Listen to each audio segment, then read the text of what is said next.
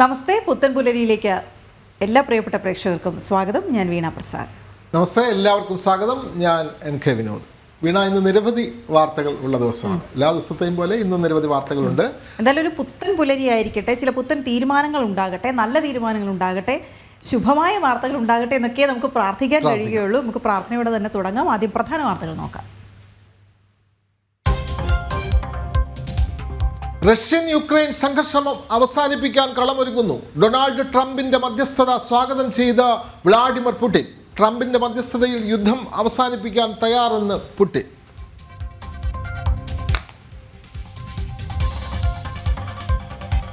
ഭരണപ്രതിപക്ഷ പ്രതിഷേധത്തിൽ പാർലമെന്റ് ഇന്നും പ്രക്ഷുബ്ധമാകും. കവാടത്തിൽ പ്രതിഷേധത്തിന് സ്പീക്കറുടെ വിലക്ക്. ശീതകാല സമ്മേളനം ഇന്ന് അവസാനിക്കും.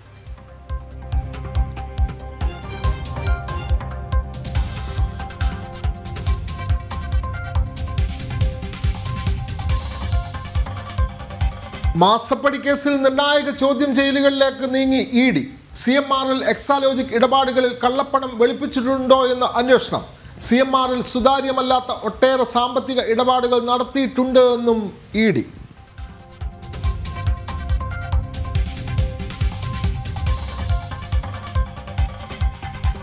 KSRTCയിൽ പിൻവാതിൽ നിയമന നീക്കം തകൃതി. BMS സമരത്തെ തുടർന്ന് നിർത്തിവെച്ച ഇന്റർവ്യൂ ഓൺലൈനായി നടത്തി. ഡ്രൈവർ പരിശീലക തസ്തികയിൽ തിരികെ കയറ്റുന്നത് പെൻഷൻ പറ്റിയ ഇടത് യൂണിയൻകാരെ.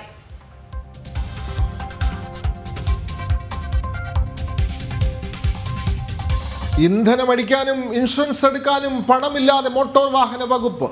ഫണ്ടില്ലാത്തതിനാൽ എൻഫോഴ്സ്മെന്റ് പ്രവർത്തനങ്ങൾ നിലച്ചെന്ന ട്രാൻസ്പോർട്ട് കമ്മീഷണർ. അടിയന്തരമായി 30 ലക്ഷം രൂപ അനുവദിക്കണമെന്ന റോഡ് സേഫ്റ്റി കമ്മീഷണർക്ക് കത്ത്.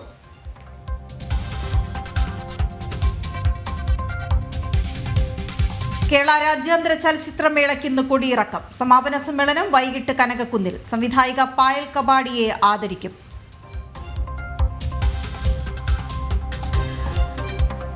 വിനോദ്, നമ്മുടെ പ്രേക്ഷകരെല്ലാവരും തന്നെ ഹാജരുണ്ട്. സ്ഥിരം പ്രേക്ഷകർ പ്രത്യേകിച്ചും. അതിൽ സദാനന്ദ നെടുനിലംജി ഒരു ബുദ്ധി കാണിച്ചു.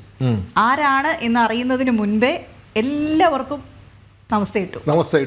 നമ്മുടെ എല്ലാവരുടെയും പേര്, എല്ലാ ആങ്കർമാരുടെയും പേര് പുള്ളി ഉൾക്കൊള്ളിച്ചിട്ടുണ്ട്. ഏതായാലും വളരെ നന്ദി. അപ്പോൾ മാത്രമല്ല, നമ്മുടെ പ്രകാശൻ വേൽക്കുട്ടി, PRP കുറിപ്പ് തുടങ്ങി നമ്മുടെ പ്രധാനപ്പെട്ട പ്രേക്ഷകരെല്ലാം, നമ്മുടെ സ്ഥിരം പ്രേക്ഷകരെല്ലാവരും ഉണ്ട്. അപ്പോൾ എല്ലാ ദിവസവും നമ്മൾ ആരംഭിക്കുന്നത് സന്നിധാനത്ത് നിന്നാണ്. നമ്മൾ സന്നിധാനത്തെ ശരണമന്ത്രങ്ങളോടെയാണ് എല്ലാ ദിവസവും പുത്തൻപുലരി ആരംഭിക്കുന്നത്. ഇന്നും അതിൻ്റെ പതിവ് നമുക്ക് തെറ്റിക്കേണ്ട. ശരണമെൻ്റെ അയ്യപ്പ. ശരണമെൻ്റെ അയ്യപ്പ. പവർഡ് ബൈ അഴകുള്ള മുടിക്ക് വേണം total care from AVA Kottakkal Ayurveda. ശരിയായ ആയുർവേദം, ശരിയായ ഫലപ്രാപ്തി. പവർഡ് ബൈ ഇനി എന്നും നിങ്ങളുടെ പ്രഭാത ഭക്ഷണം BKD സ്റ്റീം പുട്ടുപൊടി, റിച്ച് ആൻഡ് സോഫ്റ്റ്. ഭാരത് ലജ്ന multi state housing cooperative society limited, Kerala, Tamil Nadu and Pondicherry. Gold, diamond, gems. ആതുര സേവന രംഗത്ത് സമർപ്പിത സേവനത്തിന്റെ 50 വർഷങ്ങൾ. Bharat in association with Makarajyothi group of companies, Pune, Maharashtra. ഇനി നമ്മുടെ വീട്ടിൽ ഉദയഭാരത് കലണ്ടർ തന്നെ. രാംരാജനറിയാം മലയാളക്കര.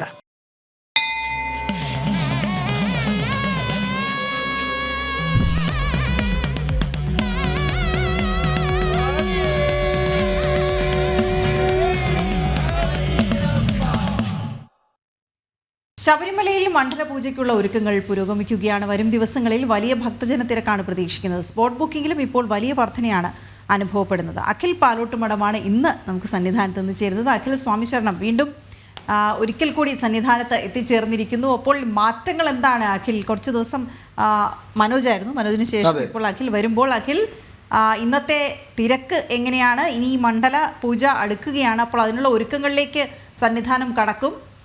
അതുപോലെ തന്നെ തിരക്ക് അതിനു മുൻപ് തന്നെ പെട്ടെന്ന് വന്ന് തീർക്കാൻ, ഇതുവരെ മാലയിട്ട് 41 ദിവസം പൂർത്തിയാക്കിയ ആളുകളൊക്കെ ഇനി വളരെ പെട്ടെന്ന് തന്നെ വരുന്നൊരു സമയം കൂടിയാണ്. അപ്പോൾ തിരക്ക് കൂടുന്ന സമയം കൂടിയാണ്. വിവരങ്ങൾ എന്താണ് വീണ? അതേപോലെ അഖിലിന്റെ ഒരു ചെലവ് ബാക്കി നിൽപ്പുണ്ട്. ഇന്നലെയാണ്, കഴിഞ്ഞ ദിവസമാണ് അഖിലിന് ഒരു പുരസ്കാരം ലഭിച്ചത്. സന്നിധാനത്തെ ഒരു ദിവ്യാംഗനായിട്ടുള്ള ഒരു അയ്യപ്പൻ അനുഭവപ്പെടുന്ന പ്രയാസങ്ങൾ റിപ്പോർട്ട് ചെയ്തതിന്റെ പേരിലാണ് ഒരു പുരസ്കാരമൊക്കെ അഖിലിന് കിട്ടിയിട്ടുണ്ട്. അപ്പോൾ അതിൻ്റെ ഒരു സന്തോഷത്തിൻ്റെ നിറവ് കൂടിയുണ്ട് അഖിലിന്. അഖിൽ, സ്വാമി ശരണം. സ്വാമി ശരണം വിനോദ്, വീണ സ്വാമി ശരണം.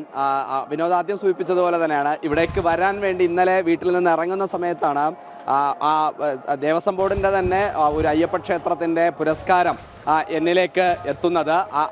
ഇവിടെ ഞാൻ എത്തുന്ന സമയത്തും വലിയ ഭക്തജന തിരക്ക് അനുഭവപ്പെടുന്ന കാഴ്ച കാണാൻ സാധിക്കും. നമ്മളിപ്പോൾ കാണുന്നത് 18ാം പടിയിലേക്ക് എത്തുന്ന അയ്യപ്പ ഭക്തരെയാണ്. വലിയ ഭക്തജന തിരക്ക്, പറഞ്ഞറിയിക്കുന്നതിന് വലിയ ഭക്തജന തിരക്കിലേക്കാണ് മണ്ഡലപൂജയുടെ അവസാന ദിവസങ്ങളിലേക്ക് പോകുമ്പോൾ നമുക്ക് ശബരിമല സന്നിധിയിലേക്ക് എത്തുമ്പോൾ കാണാൻ സാധിക്കുന്നത്. ഇന്നലെ ഏകദേശം ഏറ്റവും അവസാനത്തെ കണക്ക് ശബരിമലയിൽ പുറത്ത് വിട്ടിട്ടില്ല. കാരണം 10 മണി മുതൽ 11 മണി വരെയാണ് ഏറ്റവും അവസാനത്തെ കണക്കായി അവർ പുറത്തു വിട്ടിട്ടുള്ളത്. അതിൽ തന്നെ ഏകദേശം 86,852 പേർ, അതായത് ക്ലോസിംഗ് ടൈം എന്ന് പറയുന്നത് 11 to 12 ആണ്. അപ്പോഴേക്കുമാണ് ഏറ്റവും അവസാനത്തെ കണക്ക് ശബരിമലയിലെ PRD പുറത്തുവിടുന്നത്. പക്ഷേ 10 മണി മുതൽ 11 മണി വരെ കണക്ക് പുറത്തുവിടുമ്പോൾ പോലും ഏകദേശം 86,000 പേർ, ഏകദേശം 86,000-ൽ പരം ആൾക്കാർ ശബരിമലയിലേക്ക് അയ്യപ്പസ്വാമിയെ കാണുന്നതിലേക്ക് വേണ്ടി എത്തിച്ചേർന്നു എന്നത് തന്നെയാണ് നമുക്ക് മനസ്സിലാക്കാൻ സാധിക്കുന്നത്. അതിനോടൊപ്പം തന്നെ നേരത്തെ നമ്മൾ സൂചിപ്പിച്ചതുപോലെ സ്പോട്ട് ബുക്കിംഗ് 10,000 പേർക്കാണ് ആദ്യഘട്ടത്തിൽ സ്പോട്ട് ബുക്കിംഗ് പറഞ്ഞിരുന്നു എങ്കിൽ പോലും ഇന്നലെ മാത്രം സ്പോട്ട് ബുക്കിംഗ് നടത്തിയത് 21,310 പേരാണ് ശബരിമല സന്നിധിയിലേക്ക് എത്തുന്നതിലേക്ക് വേണ്ടി സ്പോട്ട് ബുക്കിംഗ് നടത്തിയത്. അതായത് അല്ലാതെ ബുക്കിംഗ് നടത്തുന്നവരെക്കാൾ കൂടുതലാണ് ഇപ്പോൾ സ്പോട്ട് ബുക്കിംഗ് എന്ന് നമുക്ക് പറയേണ്ടി വരും. ഇപ്പോൾ നമ്മൾ കാണുന്നത് പോലെ തന്നെ കുഞ്ഞു മാളികപ്പുറങ്ങൾ അടക്കം അയ്യപ്പസ്വാമിയെ കാണുന്നതിലേക്ക് വേണ്ടി കാത്തു നിൽക്കുന്ന കാഴ്ച നമുക്ക് കാണാൻ സാധിക്കുന്നുണ്ട്. നമ്മൾ ഇന്ന് 18ാം പടിക്കു താഴെ നിൽക്കാം എന്ന് തന്നെ വിചാരിച്ചതിന് പ്രധാന കാരണം വലിയമ്പലത്തിൽ നിന്ന് കയറി വരുന്ന 2 ഗേറ്റുകളാണ് 18ാം പടിക്കിലേക്ക് കടത്തിവിടുന്നത്. ആ 2 ഗേറ്റുകളിലും മുഴുവനായ അയ്യപ്പ ഭക്തർ നിറഞ്ഞു നിൽക്കുന്ന കാഴ്ച നമുക്ക് കാണാൻ സാധിക്കുന്നത് കൊണ്ടാണ് നമ്മൾ 18ാം പടിക്കു താഴെ നിന്ന് ഇന്ന് പ്രേക്ഷകരുമായി ശബരിമലയിലെ വിശേഷങ്ങൾ പങ്കുവെക്കണമെന്ന് ആഗ്രഹിച്ചത്. ഈ 18ാം പടി കയറി പോകുന്ന മുഴുവൻ ആൾക്കാരും അതുപോലെ ഫ്ലൈ ഓവർ നിറഞ്ഞു നിൽക്കുന്ന കാഴ്ച തന്നെയാണ് ശബരിമല സന്നിധിയിൽ നിന്ന് കാണാൻ സാധിക്കുന്നത്. എന്തായാലും മണ്ഡലപൂജയ്ക്കുള്ള ഒരുക്കങ്ങൾ ശബരിമല സന്നിധിയിലേക്ക് നാളെ കഴിയുന്നതോടുകൂടി ആരംഭിക്കും എന്ന് തന്നെയാണ് നമുക്ക് മനസ്സിലാക്കാൻ സാധിക്കുന്നത്. 26-ാം തീയതിയാണ് മണ്ഡലപൂജ.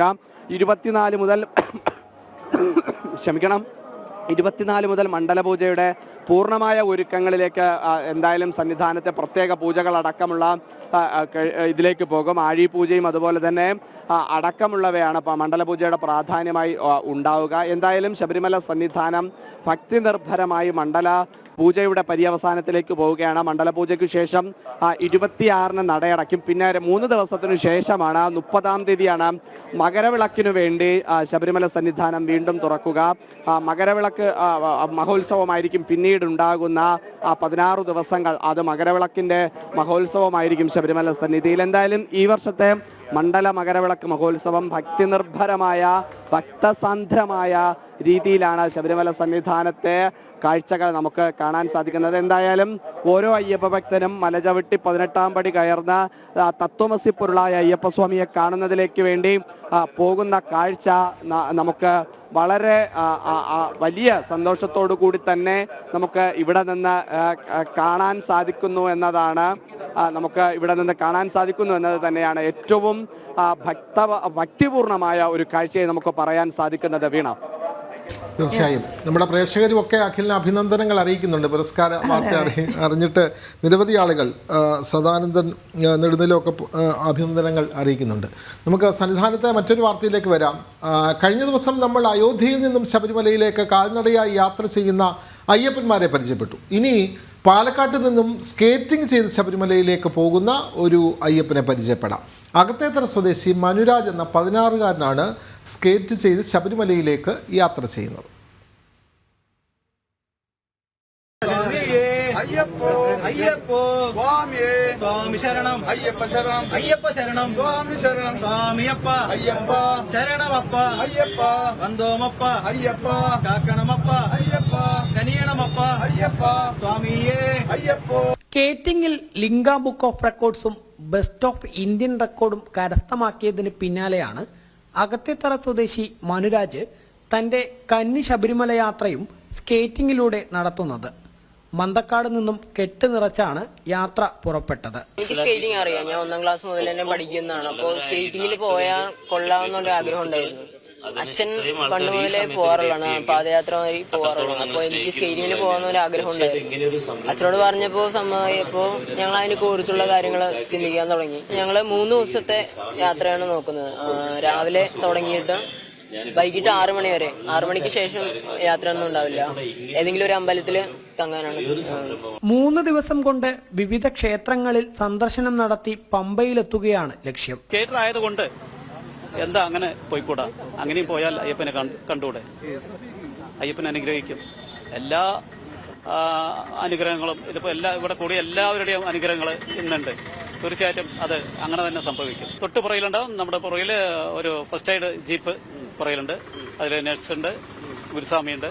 അങ്ങനെയാണ് പമ്പ വരെ. സുരക്ഷാ കാര്യങ്ങൾ വിലയിരുത്തി അച്ഛൻ മണി സ്കൂട്ടറിലും അമ്മ രുക്മിണി പുറകിൽ കാറിലും ഒപ്പമുണ്ട്.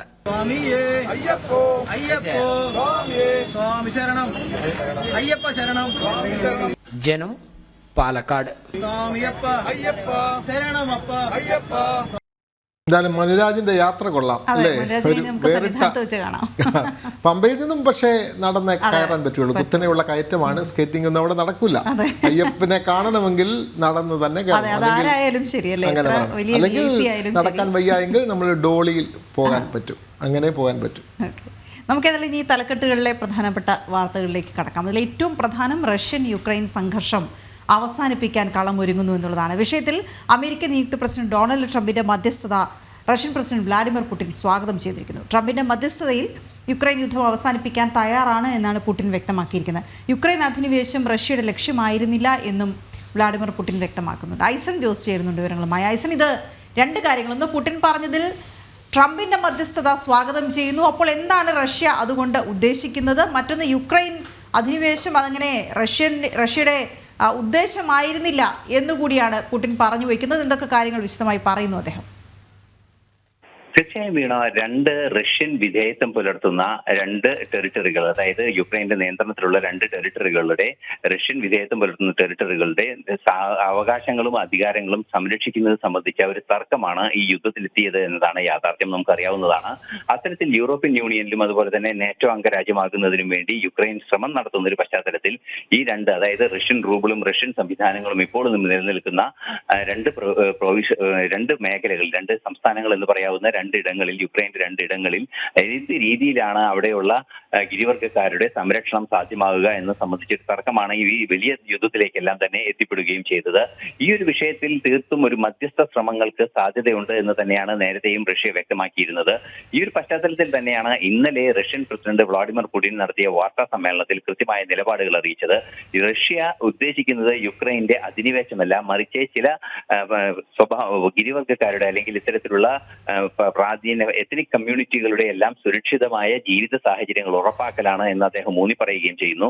ഏറ്റവും പ്രധാനമായ വിഷയം എടുത്തു പറയേണ്ടത് ട്രംപിന്റെ ഇടപെടൽ സ്വാഗതം ചെയ്യുന്നു. ഇക്കാര്യം ട്രംപുമായി സംസാരിക്കുമെന്ന് തന്നെയാണ്. അതിനർത്ഥം ട്രംപ് നേരത്തെ തന്നെ പറഞ്ഞിരുന്നു, യുദ്ധം ഈ മനുഷ്യ സമൂഹത്തിനെതിരെ വരുന്ന വലിയൊരു വെല്ലുവിളിയാണ്. ആ വെല്ലുവിളിയെ തീർത്തും അവസാനിപ്പിക്കേണ്ടതുണ്ട്. യുക്രൈൻ യുദ്ധവും അതുപോലെ തന്നെ ഗാസയിലെ യുദ്ധവും എല്ലാം തന്നെ അവസാനിപ്പിക്കേണ്ടതുണ്ട് എന്ന കർശനമായ നിലപാടുകൾ സ്വീകരിച്ചിരുന്നു. ബന്ദികളുടെ മോചനത്തിനായി, ഗാസയിലെ ബന്ദികളുടെ മോചനത്തിനായി കർശനമായ നിർദ്ദേശവും സമയവും ഉൾപ്പെടെ നൽകിയിരുന്നു ട്രംപ്. ഇത്തരമൊരു നീക്കങ്ങൾ ട്രംപിന്റെ ഭാഗത്തു നിന്നുണ്ടാകുമ്പോൾ അതുമായി സഹകരിക്കാൻ തയ്യാറാണ് എന്ന നിലപാട് വളരെ കൃത്യമായി അറിയിച്ചിരിക്കുകയാണ് ഇപ്പോൾ വ്ളാഡിമിർ പുടിൻ എന്നതാണ് ഏറെ പ്രാധാന്യമർഹിക്കുന്ന ഒരു വിഷയം. നേരത്തെ നമുക്കറിയാവുന്നതാണ്, യുക്രൈനെ ആയുധങ്ങൾ നൽകുന്നത് നിർത്താൻ പോലും താൻ തയ്യാറാണ് എന്ന് ട്രംപ് വ്യക്തമാക്കിയിരുന്നു. അത്തരത്തിൽ യുക്രൈന്റെ യുദ്ധത്തിനുള്ള നീക്കത്തെ പൂർണ്ണമായും പ്രതിരോധിക്കുക എന്ന ഉറച്ച നിലപാടിൽ തന്നെയാണ് ട്രംപും ഉള്ളത്. അതുകൊണ്ട് തന്നെ ഈ പ്രശ്നം രമ്യമായി പരിഹരിക്കാനുള്ള ഒരു സാധ്യത ഒരുങ്ങുന്നു അല്ലെങ്കിൽ തയ്യാറാകുന്നു എന്ന് തന്നെയാണ് ഇതിൽ നിന്നെല്ലാം തന്നെ മനസ്സിലാക്കാൻ സാധിക്കുന്നത്. ഈ ഒരു പശ്ചാത്തലത്തിലാണ് റഷ്യൻ പ്രസിഡന്റ് ട്രംപുമായി സംസാരിക്കുമെന്ന നിലപാട് പരസ്യമായി പറയുകയും ചെയ്തിരിക്കുന്നത്. തീർച്ചയായും 1000-ലേറെ ദിവസം നീണ്ട യുദ്ധം 2022 തുടർന്ന് ആരംഭിച്ച യുദ്ധത്തെ പൂർണ്ണമായും ഇല്ലാതാക്കാനുള്ള ഒരു നീക്കത്തിലേക്ക് കാര്യങ്ങൾ ചെന്നെത്തുന്നു എന്നതാണ് ഏറെ പ്രാധാന്യം അർഹിക്കുന്ന ഒരു വിഷയം. പക്ഷേ ഏത് രീതിയിലായിരിക്കും കരാറുകൾ ഉണ്ടാവുക എന്നത് സംബന്ധിച്ചാണ് ഇപ്പോഴും ചില ആശങ്കകൾ നിലനിൽക്കുന്നത്. അത് സംബന്ധിച്ച് അന്താരാഷ്ട്ര നിരീക്ഷകരുടെ ഭാഗത്തു നിന്നും കൃത്യമായൊരു നിഗമനത്തിലേക്ക് എത്താൻ സാധിക്കുന്നില്ല. മറ്റൊരു പ്രധാന വിഷയം കൂടി റഷ്യൻ പ്രസിഡന്റ് പറഞ്ഞത്, 2014 ക്രിമിയ യുക്രൈനിൽ നിന്ന് പിടിച്ചെടുക്കുമ്പോൾ അത്തരത്തിലൊരു നീക്കം നടത്തുന്ന അന്ന് തന്നെ യുക്രൈനെതിരെ അധിനിവേശ രീതിയിലുള്ള നീക്കം നടത്താനുള്ള സാധ്യതയുണ്ടായിരുന്നു. എന്നാൽ അത് റഷ്യയുടെ ലക്ഷ്യമല്ല എന്ന നിലപാടാണ് അറിയിച്ചിരിക്കുന്നത്. ട്രംപുമായി സംസാരിക്കുമെന്നും പറയുന്നു.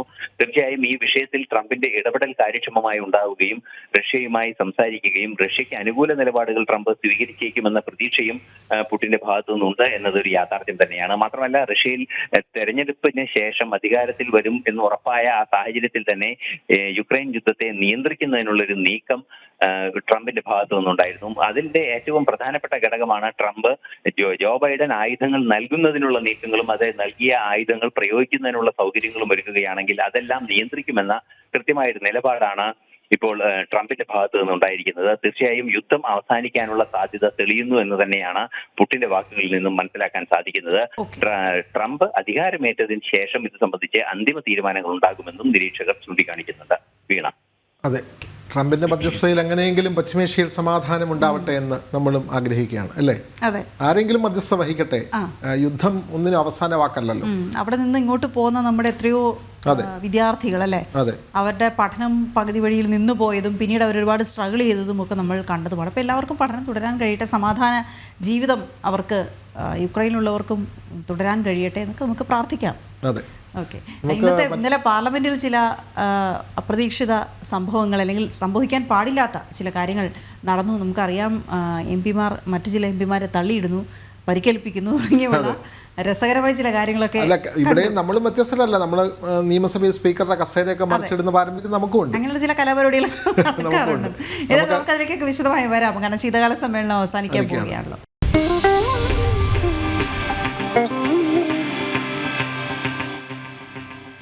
നമ്മൾ നേരത്തെ പറഞ്ഞതുപോലെ പാർലമെന്റിന്റെ ശൈത്യകാല സമ്മേളനം ഇന്ന് അവസാനിക്കുകയാണ്. കഴിഞ്ഞ ദിവസത്തെ പ്രതിപക്ഷ അതിക്രമത്തിൽ ഇന്നും സഭ പ്രക്ഷുബ്ധമാകാൻ സാധ്യത. എംപിമാരെ കയ്യേറ്റം ചെയ്ത രാഹുൽ മാപ്പ് പറയണമെന്ന് BJP ആവശ്യപ്പെട്ടു. വിവരങ്ങളുമായി ഗൗതം അനന്തനാരായണൻ ചേരുന്നു. ഗൗതം, നമസ്തേ. ഇന്നലെയാണ് പാർലമെന്റിൽ വളരെ വ്യത്യസ്തമായ സമരപരിപാടികൾ, പ്രത്യേകിച്ചും BJP എംപിമാരെ തള്ളിയിടുന്ന സാഹചര്യം ഒക്കെ ഉണ്ടായി. അതിൻ്റെ ദൃശ്യങ്ങളും വാർത്തകളും ഒക്കെ നമ്മൾ നൽകിയതാണ്. ഇന്നലെ തന്നെ ഡൽഹി പോലീസ് രാഹുലിനെതിരെ കേസെടുക്കുകയും ചെയ്തിട്ടുണ്ട്. ഇന്ന് പാർലമെന്റിൽ ഇതേ തുടർന്നുണ്ടാകുന്ന പ്രക്ഷോഭങ്ങൾ അല്ലെങ്കിൽ അതിൻ്റെ പ്രതികരണങ്ങൾ എങ്ങനെയായിരിക്കുമെന്നാണ് നമുക്ക് പ്രതീക്ഷിക്കാൻ കഴിയുക? ഗൗതം,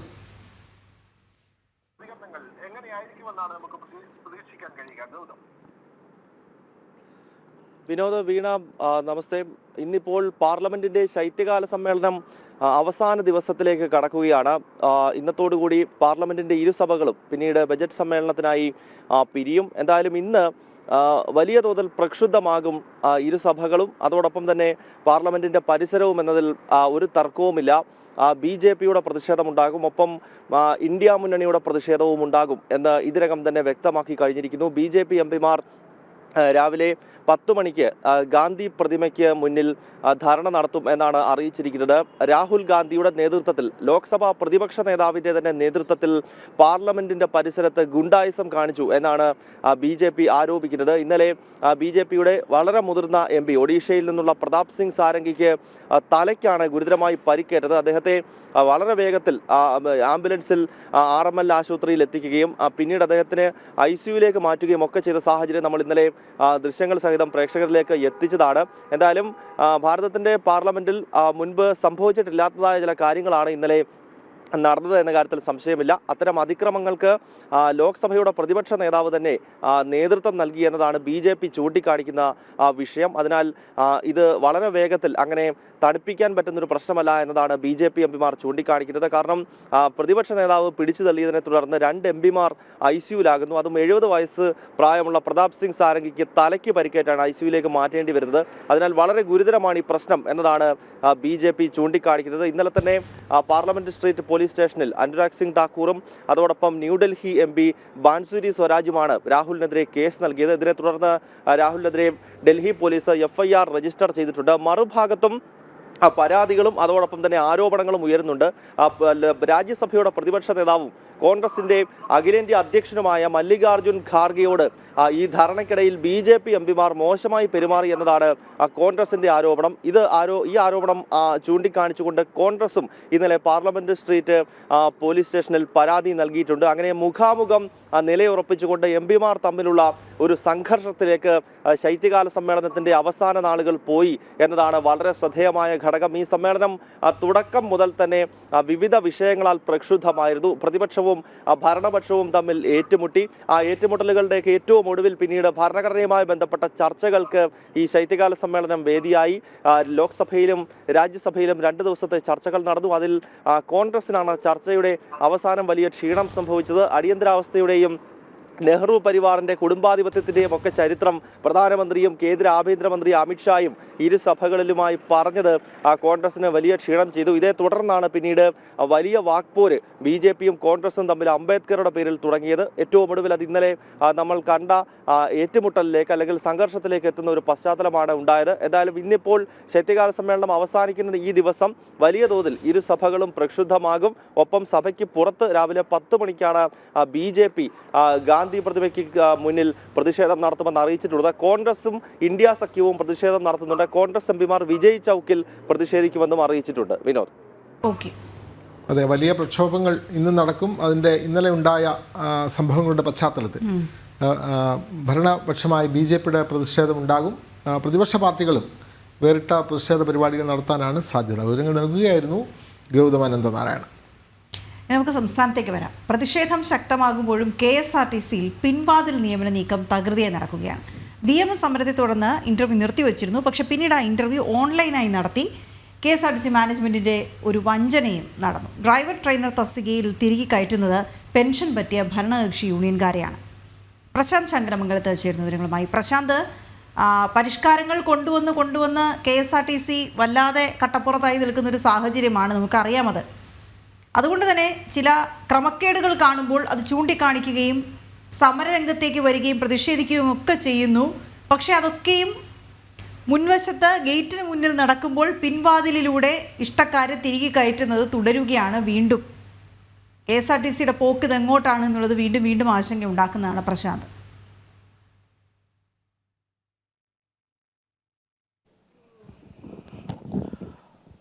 വീണ, തീർച്ചയായും KSRTC മാത്രമല്ല, ഈ പിണറായി സർക്കാർ അധികാരത്തിൽ വന്നതിന് ശേഷം PSC നോക്കുകുത്തിയാക്കിക്കൊണ്ടുള്ള പിൻവാതിൽ നിയമനങ്ങൾ തകൃതിയായി നടക്കുകയാണ്. കഴിഞ്ഞ ദിവസവും നമ്മളത് റിപ്പോർട്ട് ചെയ്യുകയും ചെയ്തിരുന്നു. അതുപോലെ സമാനമായ സാഹചര്യമാണ് PSCയിലും ഉള്ളതെന്നാണ് എടുത്തു പറയേണ്ടത്. കാരണം ഇത്തരത്തിൽ ഈ PSCയെ നോക്കുകുത്തിയാക്കിക്കൊണ്ട് എത്ര നിയമനങ്ങൾ നടത്തുക, അതുമാത്രമല്ല അനധികൃതം എന്ന് പറയാൻ അല്ലെങ്കിൽ വേണ്ടത്ര ഇതുമായി ബന്ധപ്പെട്ട മുൻപരിചയമില്ലാത്ത ആളുകളെ അടക്കം തിരികെ കയറ്റുന്നതായിട്ടുള്ള വിമർശനങ്ങളും ഉയർന്നു വരികയും ചെയ്യുന്നൊരു സാഹചര്യമാണ്. KSRTCയിൽ നമുക്കറിയാം, ആ വാർത്ത ആദ്യം റിപ്പോർട്ട് ചെയ്തതും നമ്മൾ തന്നെയാണ്. വേണ്ടത്ര മുൻപരിചയമില്ലാത്ത ആളെ ഡ്രൈവർ ട്രെയിനിലേക്ക് തിരികെ കയറ്റുന്ന ഒരു സാഹചര്യം ഉണ്ടായിട്ടുണ്ട്. അതിലേക്ക് ഒരു ലിസ്റ്റ് വരെ പബ്ലിഷ് ചെയ്യുകയും ചെയ്തിരുന്നു. പഴയ എംപാനൽ സമ്പ്രദായത്തിലാണ് ഈ ഇന്റർവ്യൂ നടന്നത് എന്നാണ് ഇത്തരത്തിൽ ആളുകളെ തിരികെ കയറ്റുന്നതുമായി ബന്ധപ്പെട്ട രീതി നടപ്പിലാക്കിയതെന്നാണ് ഏറ്റവും എടുത്തു പറയേണ്ടത്. അതിനെതിരെ വലിയ രീതിയിൽ പ്രതിഷേധങ്ങൾ ഉണ്ടാകുകയും ചെയ്തു. BMS അടക്കം ആ ഇന്റർവ്യൂ നടന്ന സ്ഥലങ്ങളിൽ പ്രതിഷേധിക്കുന്ന ഒരു സാഹചര്യം ഉണ്ടായിരുന്നു. ഈ പ്രതിഷേധത്തിന് ശേഷമാണ് പിന്നീട് അതിനെ ഇപ്പോൾ മറ്റൊരു രീതിയിലേക്ക് മാറ്റിക്കൊണ്ട് ഒരു ഓൺലൈൻ ഇന്റർവ്യൂ എന്ന നിലയിലേക്കാണ് ഇപ്പോൾ ഈ KSRTCയുടെ അധികൃതർ ചെന്നെത്തിയിരിക്കുന്നത്. ഇതിൽ CITUവിന്റെ അടക്കം ഉന്നത സ്ഥാനത്തിരുന്ന നേതാക്കളെയാണ് ഇപ്പോൾ ഇതുമായി ബന്ധപ്പെട്ട് ഈ ഡ്രൈവർ ട്രെയിനി തസ്തികയിലേക്ക് തിരികെ കയറ്റുന്നത്. യാതൊരു വിധത്തിലുള്ള മാനദണ്ഡങ്ങളും പാലിച്ചില്ല എന്നൊരു ആക്ഷേപം നേരത്തെ തന്നെ നിലനിന്നിരുന്നു. അതിനൊരു ലിസ്റ്റ് കൂടി പ്രഖ്യാപിക്കുന്ന ഒരു സാഹചര്യം കൂടി ഉണ്ടായിരുന്നു. അതിൽ പ്രതിഷേധങ്ങൾ ഉണ്ടാകുമ്പോഴും ആ പ്രതിഷേധങ്ങളെ ഒന്നും വകവയ്ക്കാതെ സർക്കാരായാലും ശരി അല്ലെങ്കിൽ ഈ KSRTC ആയാലും ശരി അവരുടെ ഒരു ഇതിൽ തങ്ങൾക്ക് യാതൊരു പ്രശ്നമില്ല അല്ലെങ്കിൽ പ്രതിഷേധം നടക്കട്ടെ എന്നൊരു നിലപാട് കൂടിയാണ് ഇപ്പോൾ സ്വീകരിക്കുന്നത് എന്ന് വേണം നമുക്ക് മനസ്സിലാക്കാൻ. അല്ലെങ്കിൽ ഇതുമായി ബന്ധപ്പെട്ട് ഒരു ഇന്റർവ്യൂ നേരിട്ടുള്ളൊരു അഭിമുഖം നടന്നിട്ട് അതിൽ പ്രതിഷേധം ഉണ്ടാകുമ്പോൾ പിന്നീട് അത് ഓൺലൈനായി നടത്തി ഏത് വിധത്തിലും തങ്ങളുടെ ഇഷ്ടക്കാരെ അല്ലെങ്കിൽ തങ്ങളുടെ ഇഷ്ടങ്ങൾക്ക് അനുസരിച്ച് നിൽക്കുന്നവരെ ഇതിലേക്ക് ഈ തസ്തികയിലേക്ക് ഉൾപ്പെടുത്തുക അല്ലെങ്കിൽ KSRTC-യിലേക്ക് ഉൾപ്പെടുത്തുക എന്നടക്കമുള്ള ആ നടപടിയിലേക്കാണ് ഇപ്പോൾ പോയിക്കൊണ്ടിരിക്കുന്നത്. PSCയെ അടക്കം നോക്കുകുത്തിയാക്കി നിർത്തിക്കൊണ്ടാണ് ഈ സമീപനം എന്നതാണ് ഏറ്റവും ശ്രദ്ധേയമെന്ന് പറയുന്നത്. എന്തായാലും വലിയ രീതിയിൽ പ്രതിഷേധങ്ങൾ ഈ വിഷയത്തിൽ ഉയരുന്നു. BMS കഴിഞ്ഞ ദിവസവും പറഞ്ഞിരുന്നു കൂടുതൽ പ്രതിഷേധം ശക്തമാക്കുമെന്നും പറയുന്ന സാഹചര്യമുണ്ട്. ഇതിൽ എടുത്തു പറയുന്നത് ഡ്രൈവർ ട്രെയിനി തസ്തികയിലേക്ക് എടുക്കുന്ന ആൾക്ക് വേണ്ടത്ര ഒരു യോഗ്യതയില്ലാത്ത ആളെയാണ് ഈ എടുക്കുന്നതെന്നാണ് ഏറ്റവും എടുത്തു പറയുന്നത്. വെഹിക്കിൾ സൂപ്പർവൈസർ, അതുപോലെ തന്നെ ഹെഡ് വെഹിക്കിൾ സൂപ്പർവൈസർ തുടങ്ങിയ തസ്തികയിൽ നിന്നൊക്കെ വിരമിച്ച ആളുകളെയാണ് ഇതിലേക്ക് എടുക്കുന്നതെന്നാണ് ഏറ്റവും എടുത്തു പറയുന്നത്. ഇതിലാണ് ഇപ്പോൾ പ്രതിഷേധവും ഉയരുന്നത്. എന്തായാലും KSRTC employee Sangh, KST employee Sangh BMS ശക്തമായ രീതിയിൽ ഒരു പ്രതിഷേധം സംഘടിപ്പിക്കുകയാണ്. ഇത് ഈ പ്രതിഷേധവുമായി മുന്നോട്ട് പോകുമെന്ന് അവർ അറിയിക്കുകയും ചെയ്തു. ഇത്തരത്തിലുള്ള നടപടികൾ KSRTC-യെ തന്നെ നശിപ്പിക്കുന്ന രീതിയിൽ, അല്ലെങ്കിൽ KSRTC-യിൽ മറ്റ് ഉദ്യോഗാർത്ഥികൾ അല്ലെങ്കിൽ മറ്റുള്ളവർക്ക് അവർക്ക് കൂടി ഇതിലേക്ക് പ്രവേശനം ഉണ്ടാകുന്ന രീതിയിൽ, അല്ലെങ്കിൽ അവർക്ക് കൂടി അവരുടെ ഒരു നിലനിൽപ്പിനെ തന്നെ നശിപ്പിക്കുന്ന രീതിയിലേക്കാണ് ഈ സമീപനം ഉണ്ടാകുന്നതെന്നാണ് വിമർശനങ്ങൾ ഉയരുന്നത്. അതുകൊണ്ട് തന്നെ പ്രതിഷേധം കാര്യക്ഷമമാക്കും അല്ലെങ്കിൽ ശക്തമാക്കുമെന്ന് KST എംപ്ലോയി സംഘം അറിയിക്കുന്നു. എന്തായാലും ഇതിൽ KSRTC അവരുടെ നയവുമായി തന്നെ മുന്നോട്ട് പോകുന്ന ഒരു സാഹചര്യം കൂടിയാണുള്ളത്. പ്രതിഷേധങ്ങളെ ഒന്നും വകവയ്ക്കാതെ ഇന്റർവ്യൂ നേരിട്ട് സാധിച്ചില്ലെങ്കിൽ ഓൺലൈൻ എന്ന നിലയിലേക്ക് എത്തി നിൽക്കുന്ന ഒരു സാഹചര്യമാണ് നിലവിലുള്ളത്. വീണ. ഓക്കെ, ശരി പ്രശാന്ത്. ഇനി നമുക്ക് KSRTC-യിലെ പ്രശ്നങ്ങളാണ് പറഞ്ഞത്. ഇനി നമുക്ക് മാസപ്പടി കേസുമായി ബന്ധപ്പെട്ട ചില കാര്യങ്ങളിലേക്ക് വരാം. മാസപ്പടി കേസിൽ നിർണായക ചോദ്യം ചെയ്യലുകളിലേക്ക് നീങ്ങി ED-യും CMRL സുതാര്യമല്ലാത്ത സാമ്പത്തിക ഇടപാട് ഉണ്ടായിട്ടുണ്ട് എന്ന പ്രാഥമിക വിലയിരുത്തലിലാണ് ED. CMRL എക്സാലോജിക് ഇടപാടുകളിൽ കള്ളപ്പണം വെളുപ്പിച്ചിട്ടുണ്ടോ എന്നാണ് ED അന്വേഷിക്കുന്നത്. വിവരങ്ങളുമായി കിരൺകുമാർ ചേരുന്നു. കിരൺകുമാർ, നമുക്കറിയാം ഈ CMRL-ലുമായി ബന്ധപ്പെട്ട അന്വേഷണങ്ങൾ വളരെ നിർണായകമാണ്. അവിടെ ED നിർണായക ചോദ്യം ചെയ്യലുകളിലേക്ക് കടക്കുന്നു. CMRL-ന് സുതാര്യമല്ലാത്ത സാമ്പത്തിക ഇടപാടുകൾ ഉണ്ടായിട്ടുണ്ട് എന്നുള്ളതാണല്ലോ പ്രാഥമിക വിലയിരുത്തൽ. കൂടുതൽ വിവരങ്ങൾ.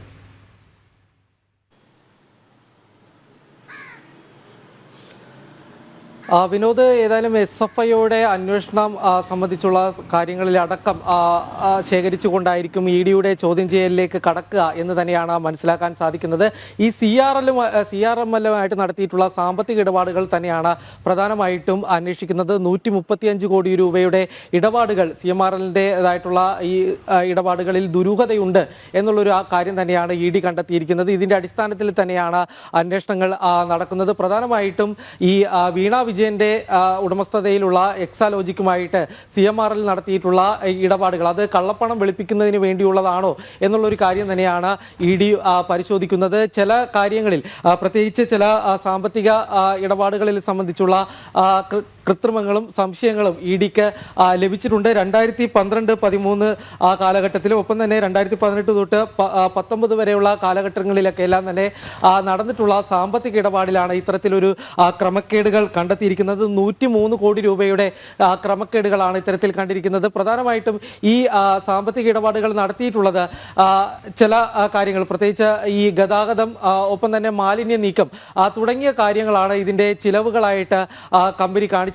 ഇതെല്ലാം തന്നെ സംശയം ജനിപ്പിക്കുന്നതാണ് എന്ന് തന്നെയാണ് ED പറയുന്നത്. ഇതിൻ്റെ അടിസ്ഥാനത്തിൽ തന്നെയാണ് ഏതായാലും ED കൂടുതൽ പേരെ, പ്രത്യേകിച്ച് ഈ CMRL-ലെയും ഒപ്പം തന്നെ എക്സാലോജിക്കിലെയും കൂടുതൽ ഉദ്യോഗസ്ഥരെ അടക്കം ചോദ്യം ചെയ്യുന്നതിന് വേണ്ടി ഒരുങ്ങുന്നത്. തീർച്ചയായും മാസപ്പടി കേസിലാണ് ED പുതിയ അന്വേഷണങ്ങളിലേക്ക് കടക്കുന്നത്. അത് CMRL-നും എക്സാലോജിക്കിനും വളരെ നിർണായകമാണ് എന്നുള്ള വിവരങ്ങളാണ് കിരൺകുമാർ പങ്കുവെക്കുന്നത്. ഇനി കാര്യവട്ടം ക്യാമ്പസിലെ കഴിഞ്ഞ ദിവസം ഉണ്ടായ സംഭവം, ഈ വേദാന്ത ഡിപ്പാർട്ട്മെൻറ്റ് SFI പ്രവർത്തക തല്ലി തകർത്ത സംഭവം, അതിൽ ദേശീയ അധ്യാപക പരിഷത്ത് പ്രതിഷേധവുമായി രംഗത്തെത്തിയിട്ടുണ്ട്. യൂണിവേഴ്സിറ്റി ആസ്ഥാനത്ത് സംസ്കൃതം സെമിനാറിൽ ഗവർണർ പങ്കെടുത്തതിൻ്റെ പ്രതികാരമായാണ് അക്രമം എന്ന് അധ്യാപക പരിഷത്ത് ആരോപിച്ചു. ഇത്തരം പ്രവർത്തനങ്ങൾ അംഗീകരിക്കാൻ കഴിയില്ല എന്ന് ഡിപ്പാർട്ട്മെൻറ്റ് മേധാവി പ്രതികരിക്കുകയും ചെയ്തിരിക്കുന്നു. ടിൻഡു ദാസ് ചേർന്ന വിവരങ്ങളുമായി. ടിൻഡു, ഈ അങ്ങാടി തോറ്റതിന് അമ്മയോട് നമ്മൾ കേട്ടിട്ടേ ഉള്ളൂ. ഗവർണറെ ഒരു സംസ്കൃതം സെമിനാറിൽ പങ്കെടുപ്പിച്ചു എന്നുള്ളത് കൊണ്ട് ഗവർണറെ എതിർക്കുന്നതിൻ്റെ ഭാഗമായി കാര്യവട്ടം ക്യാമ്പസിലേക്ക് വരിക, അവിടെ ഈ സംസ്കൃതം ഇതിൻ്റെ ഭാഗമായ വേദാന്ത പഠന കേന്ദ്രത്തിൻ്റെ ബോർഡുകൾ തകർക്കുക, പ്രധാന അധ്യാപികയ്ക്ക് നെയിം ബോർഡ് തകർക്കുക, ഇത്തരം ചില കിരാത നടപടികളൊക്കെയാണ് SFIയുടെ ഭാഗത്തുനിന്ന് ഉണ്ടാകുന്നത്. ഇതിനെതിരെ ഇപ്പോൾ അധ്യാപക പരിഷത്ത് രംഗത്ത് വന്നിട്ട് എന്താണ് അവർ വ്യക്തമാക്കിയിരിക്കുന്നത്? അവരിതിനെതിരെ എങ്ങനെയാണ് പ്രതിഷേധിക്കുന്നത്?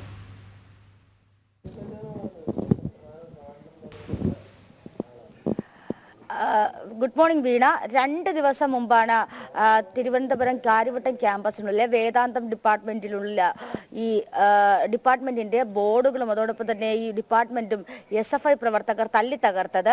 അത് ഈ 2 ദിവസങ്ങൾക്ക് മുന്നേ തന്നെ തിരുവനന്തപുരം യൂണിവേഴ്സിറ്റി കോളേജിലെ ഓഫീസ് കെട്ടിടത്തിലെ സെനറ്റ് ഹാളിന്റെ മുകളിൽ വെച്ചിട്ട് ഒരു സംസ്കൃതം സെമിനാർ സംഘടിപ്പിച്ചിരുന്നു. അതായത് ഒരു മൾട്ടി ഡിസിപ്ലിനറി എന്ന രീതിയിലുള്ളൊരു സംസ്കൃതം സെമിനാറാണ് സംഘടിപ്പിച്ചത്. ഈ സെമിനാറിന്റെ മുഖ്യ അതിഥിയും ഉദ്ഘാടകനും ഗവർണറായിരുന്നു.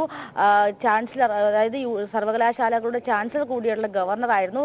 ഗവർണറെ യൂണിവേഴ്സിറ്റിക്കകത്ത് കൊണ്ടുവന്നു എന്ന് ആരോപിച്ച് അല്ലെങ്കിൽ അതിനുള്ള ഒരു ഇതായിട്ടാണ് ഇത്തരത്തിൽ വേദാന്തം ഡിപ്പാർട്ട്മെന്റ് തല്ലി തകർത്തത് എന്നാണ് നമുക്ക് മനസ്സിലാക്കാൻ സാധിക്കുന്നത്. അന്ന് ഉച്ചയ്ക്ക് ശേഷം, അതായത് ഗവർണർ എത്തുന്ന സമയത്ത് തന്നെ SFI പ്രവർത്തകർ അവിടെ പ്രതിഷേധവുമായിട്ട് ഈ യൂണിവേഴ്സിറ്റിക്കകത്തേക്ക് തള്ളിക്കയറുന്നു. പിന്നീട് അവിടെ അക്രമം സൃഷ്ടിക്കുന്നു. അതിനുശേഷമാണ് ഈ വേദാന്ത ഡിപ്പാർട്ട്മെന്റിലെ HODയുടെ റൂമും അതോടൊപ്പം തന്നെ ഡിപ്പാർട്ട്മെന്റിന്റെ പല ഭാഗങ്ങളും ഒക്കെ തല്ലി തകർക്കുന്ന ഒരു ഘട്ടത്തിലേക്ക് ഈ SFI പ്രവർത്തകർ പോയത്. ഇതിലാണ് ഇപ്പോൾ ദേശീയ അധ്യാപക പരിഷത്ത് പ്രതിഷേധവുമായി രംഗത്തെത്തിയിട്ടുള്ളത്. ഒരുപക്ഷെ സർവകലാശാലകളുടെ തന്നെ ചാൻസലർ ആയിട്ടുള്ള ഗവർണർക്ക് ഏതൊരു സർവകലാശാലയും നടക്കുന്ന സെമിനാറുകളിലും അതോടൊപ്പം തന്നെ ഇത്തരത്തിലുള്ള അക്കാഡമിക് പ്രോഗ്രാമിലും മുഖ്യ അതിഥിയായി ഉദ്ഘാടകമായിട്ടൊക്കെ പങ്കെടുക്കുന്നതിൽ ഒരു തെറ്റോ അല്ലെങ്കിൽ അത്തരത്തിലുള്ള ഒരു നിയമലംഘനമോ ഒന്നും തന്നെ ഇല്ല. അതൊരു സ്വാഭാവികമായിട്ടുള്ള രീതിയാണ്. പക്ഷേ ഗവർണറെ പങ്കെടുപ്പിച്ചു എന്നൊരു കാര്യം ചൂണ്ടിക്കാട്ടി SFIയുടെ ഭാഗത്തു നിന്ന് വന്നിട്ടുള്ളത് കിരാതമായിട്ടുള്ള നടപടിയാണ്, അപലപനീയമാണ്, പ്രതിഷേധാർഹമാണ്.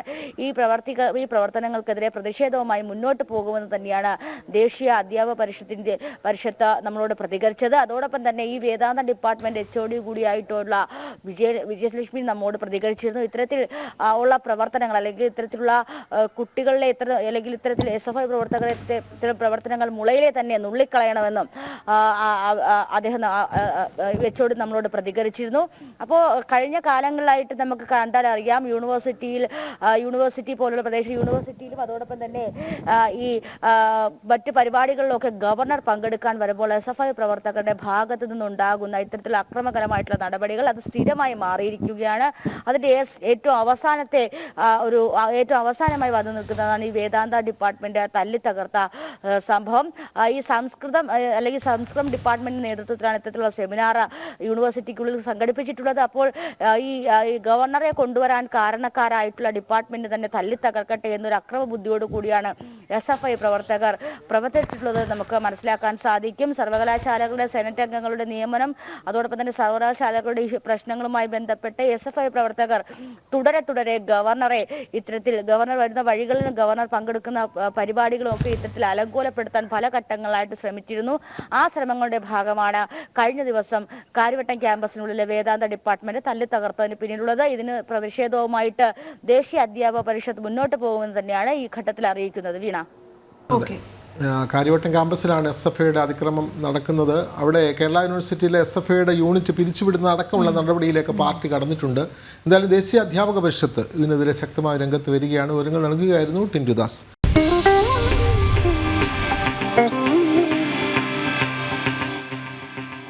നമ്മൾ തലസ്ഥാനത്തെ നേരത്തെ കാര്യവട്ടം ക്യാമ്പസിലെ കാര്യങ്ങളൊക്കെ പറഞ്ഞ പോലെ തന്നെ ഈ റോഡ് അടച്ചു കെട്ടിയുള്ള സമരം അത് തലസ്ഥാനത്ത് CPM നടത്തി, CPIയും നടത്തി, അവരുടെ സർവീസ് സംഘടന സെക്രട്ടേറിയറ്റ് മുമ്പ് നടത്തി. അപ്പോൾ അതുമായി ബന്ധപ്പെട്ട കേസുകളുമായി ബന്ധപ്പെട്ട വാർത്തയിലേക്ക് വരാം.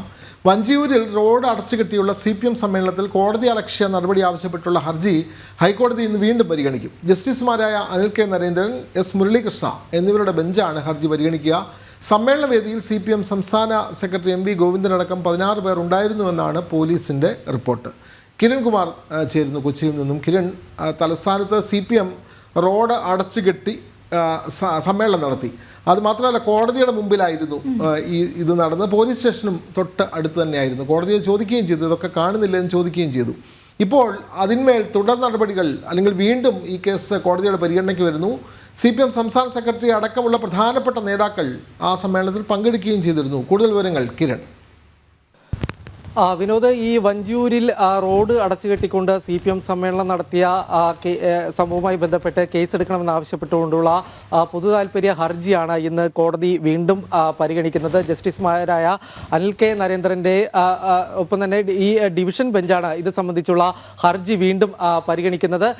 നേരത്തെ ഈ ഹർജി പരിഗണിക്കുന്ന സമയത്ത് പോലീസ് കോടതിയിൽ റിപ്പോർട്ട് സമർപ്പിച്ചിരുന്നു. കണ്ടാൽ അറിയാവുന്ന 500ഓളം പേർക്കെതിരെ കേസെടുത്തിട്ടുണ്ട് എന്നുള്ളൊരു കാര്യം തന്നെയായിരുന്നു പോലീസ് വ്യക്തമാക്കിയിരുന്നത്. മാത്രമല്ല, ഈ സമ്മേളനം നടത്താനായിട്ട് അനുമതി നൽകിയിരുന്നില്ല എന്നുള്ള കാര്യം കൂടി പോലീസ് വ്യക്തമാക്കിയിരുന്നു. ഏതായാലും ഈ സമ്മേളനം നടക്കുന്ന സമയത്ത് 16ഓളം പേർ സ്റ്റേജിൽ ഉണ്ടായിരുന്നു എന്നാണ് മനസ്സിലാക്കാൻ സാധിക്കുന്നത്. ഇതിൽ CPM സംസ്ഥാന സെക്രട്ടറി MV ഗോവിന്ദൻ അടക്കമുള്ള ആളുകൾ ഉണ്ടായിരുന്നു എന്നുള്ളൊരു കാര്യം കൂടി പോലീസ് വ്യക്തമാക്കുന്നുണ്ട്. ഏതായാലും ഇവർക്കെതിരായിട്ടുള്ള അടക്കമുള്ള തുടർ നടപടികൾ സംബന്ധിച്ചുള്ള കാര്യങ്ങൾ കൂടി പോലീസ് വിശദീകരിക്കും എന്ന് തന്നെയാണ് ഇന്ന് ഹർജി വീണ്ടും പരിഗണിക്കുന്ന സമയത്ത് പ്രതീക്ഷിക്കുന്നത്. ഏതായാലും ഈ ആദ്യഘട്ടത്തിൽ 500ഓളം പേരെ, അതായത് കണ്ടാൽ അറിയാവുന്ന 500ഓളം പേർ എന്നുള്ളൊരു കാര്യം മാത്രമായിരുന്നു പോലീസ് പറഞ്ഞിരുന്നത്. എന്നാൽ കൂടുതൽ പേരിലേക്ക് കൂടി, അതായത് സ്റ്റേജിലുണ്ടായിരുന്നത് അടക്കമുള്ള ആളുകളെ സംബന്ധിച്ചുള്ള കാര്യങ്ങൾ കൂടി പോലീസ് വിശദീകരിച്ചിട്ടുണ്ട്. ഏതായാലും ഈ സമ്മേളനത്തിന് അനുമതി ഉണ്ടായിരുന്നില്ല എന്നുള്ളൊരു വിശദീകരണം തന്നെയാണ് പോലീസ് നൽകുന്നത്. ഈ കഴിഞ്ഞ തവണ ഹർജി പരിഗണിക്കുന്ന സമയത്ത് കോടതിയിൽ നിന്നും വലിയ വിമർശനങ്ങൾ നേരിടേണ്ടി വന്നിരുന്നു. പ്രത്യേകിച്ച് ഈ റോഡ് അടച്ചുകെട്ടുന്നതിനും ഒപ്പം തന്നെ ഈ റോഡ് കുത്തിപ്പൊളിച്ചായിരുന്നു ഇത്തരത്തിൽ സ്റ്റേജിന് കാലുകൾ നാട്ടിയിരുന്നത് എങ്കിൽ വേറെ രീതിയിലേക്ക് തന്നെ കേസ് മാറുമായിരുന്നു എന്നുള്ളൊരു വിമർശനം തന്നെയായിരുന്നു കോടതിയുടെ ഭാഗത്തു നിന്നും ഉണ്ടായിരുന്നത്. ഏതായാലും ഈ പൊതു താൽപര്യ ഹർജി ഇന്ന് ഹൈക്കോടതി വീണ്ടും പരിഗണിക്കുകയാണ്. ഓക്കെ, അപ്പോൾ നോക്കാം കോടതിയിൽ എന്താണ് ഇനി കൂടുതൽ വിമർശനങ്ങൾ വരുന്നത്, തീരുമാനങ്ങൾ ഉണ്ടാകുന്നത് എന്നുള്ളത് മാതൃകാപരമാകണം എന്നേ ഉള്ളൂ. കാരണം ഇതിപ്പോൾ തുടർച്ചയായി സംഭവിക്കുന്നുണ്ട്. ഭരിക്കുന്ന പാർട്ടി തന്നെ ഇങ്ങനെ നിയമലംഘനങ്ങൾ നടത്തിയാൽ, കോടതി അലക്ഷ്യം നടത്തിയാൽ പിന്നെ എങ്ങനെയാണ് ബാക്കിയുള്ളവർ പെരുമാറുക എന്നുള്ളത്.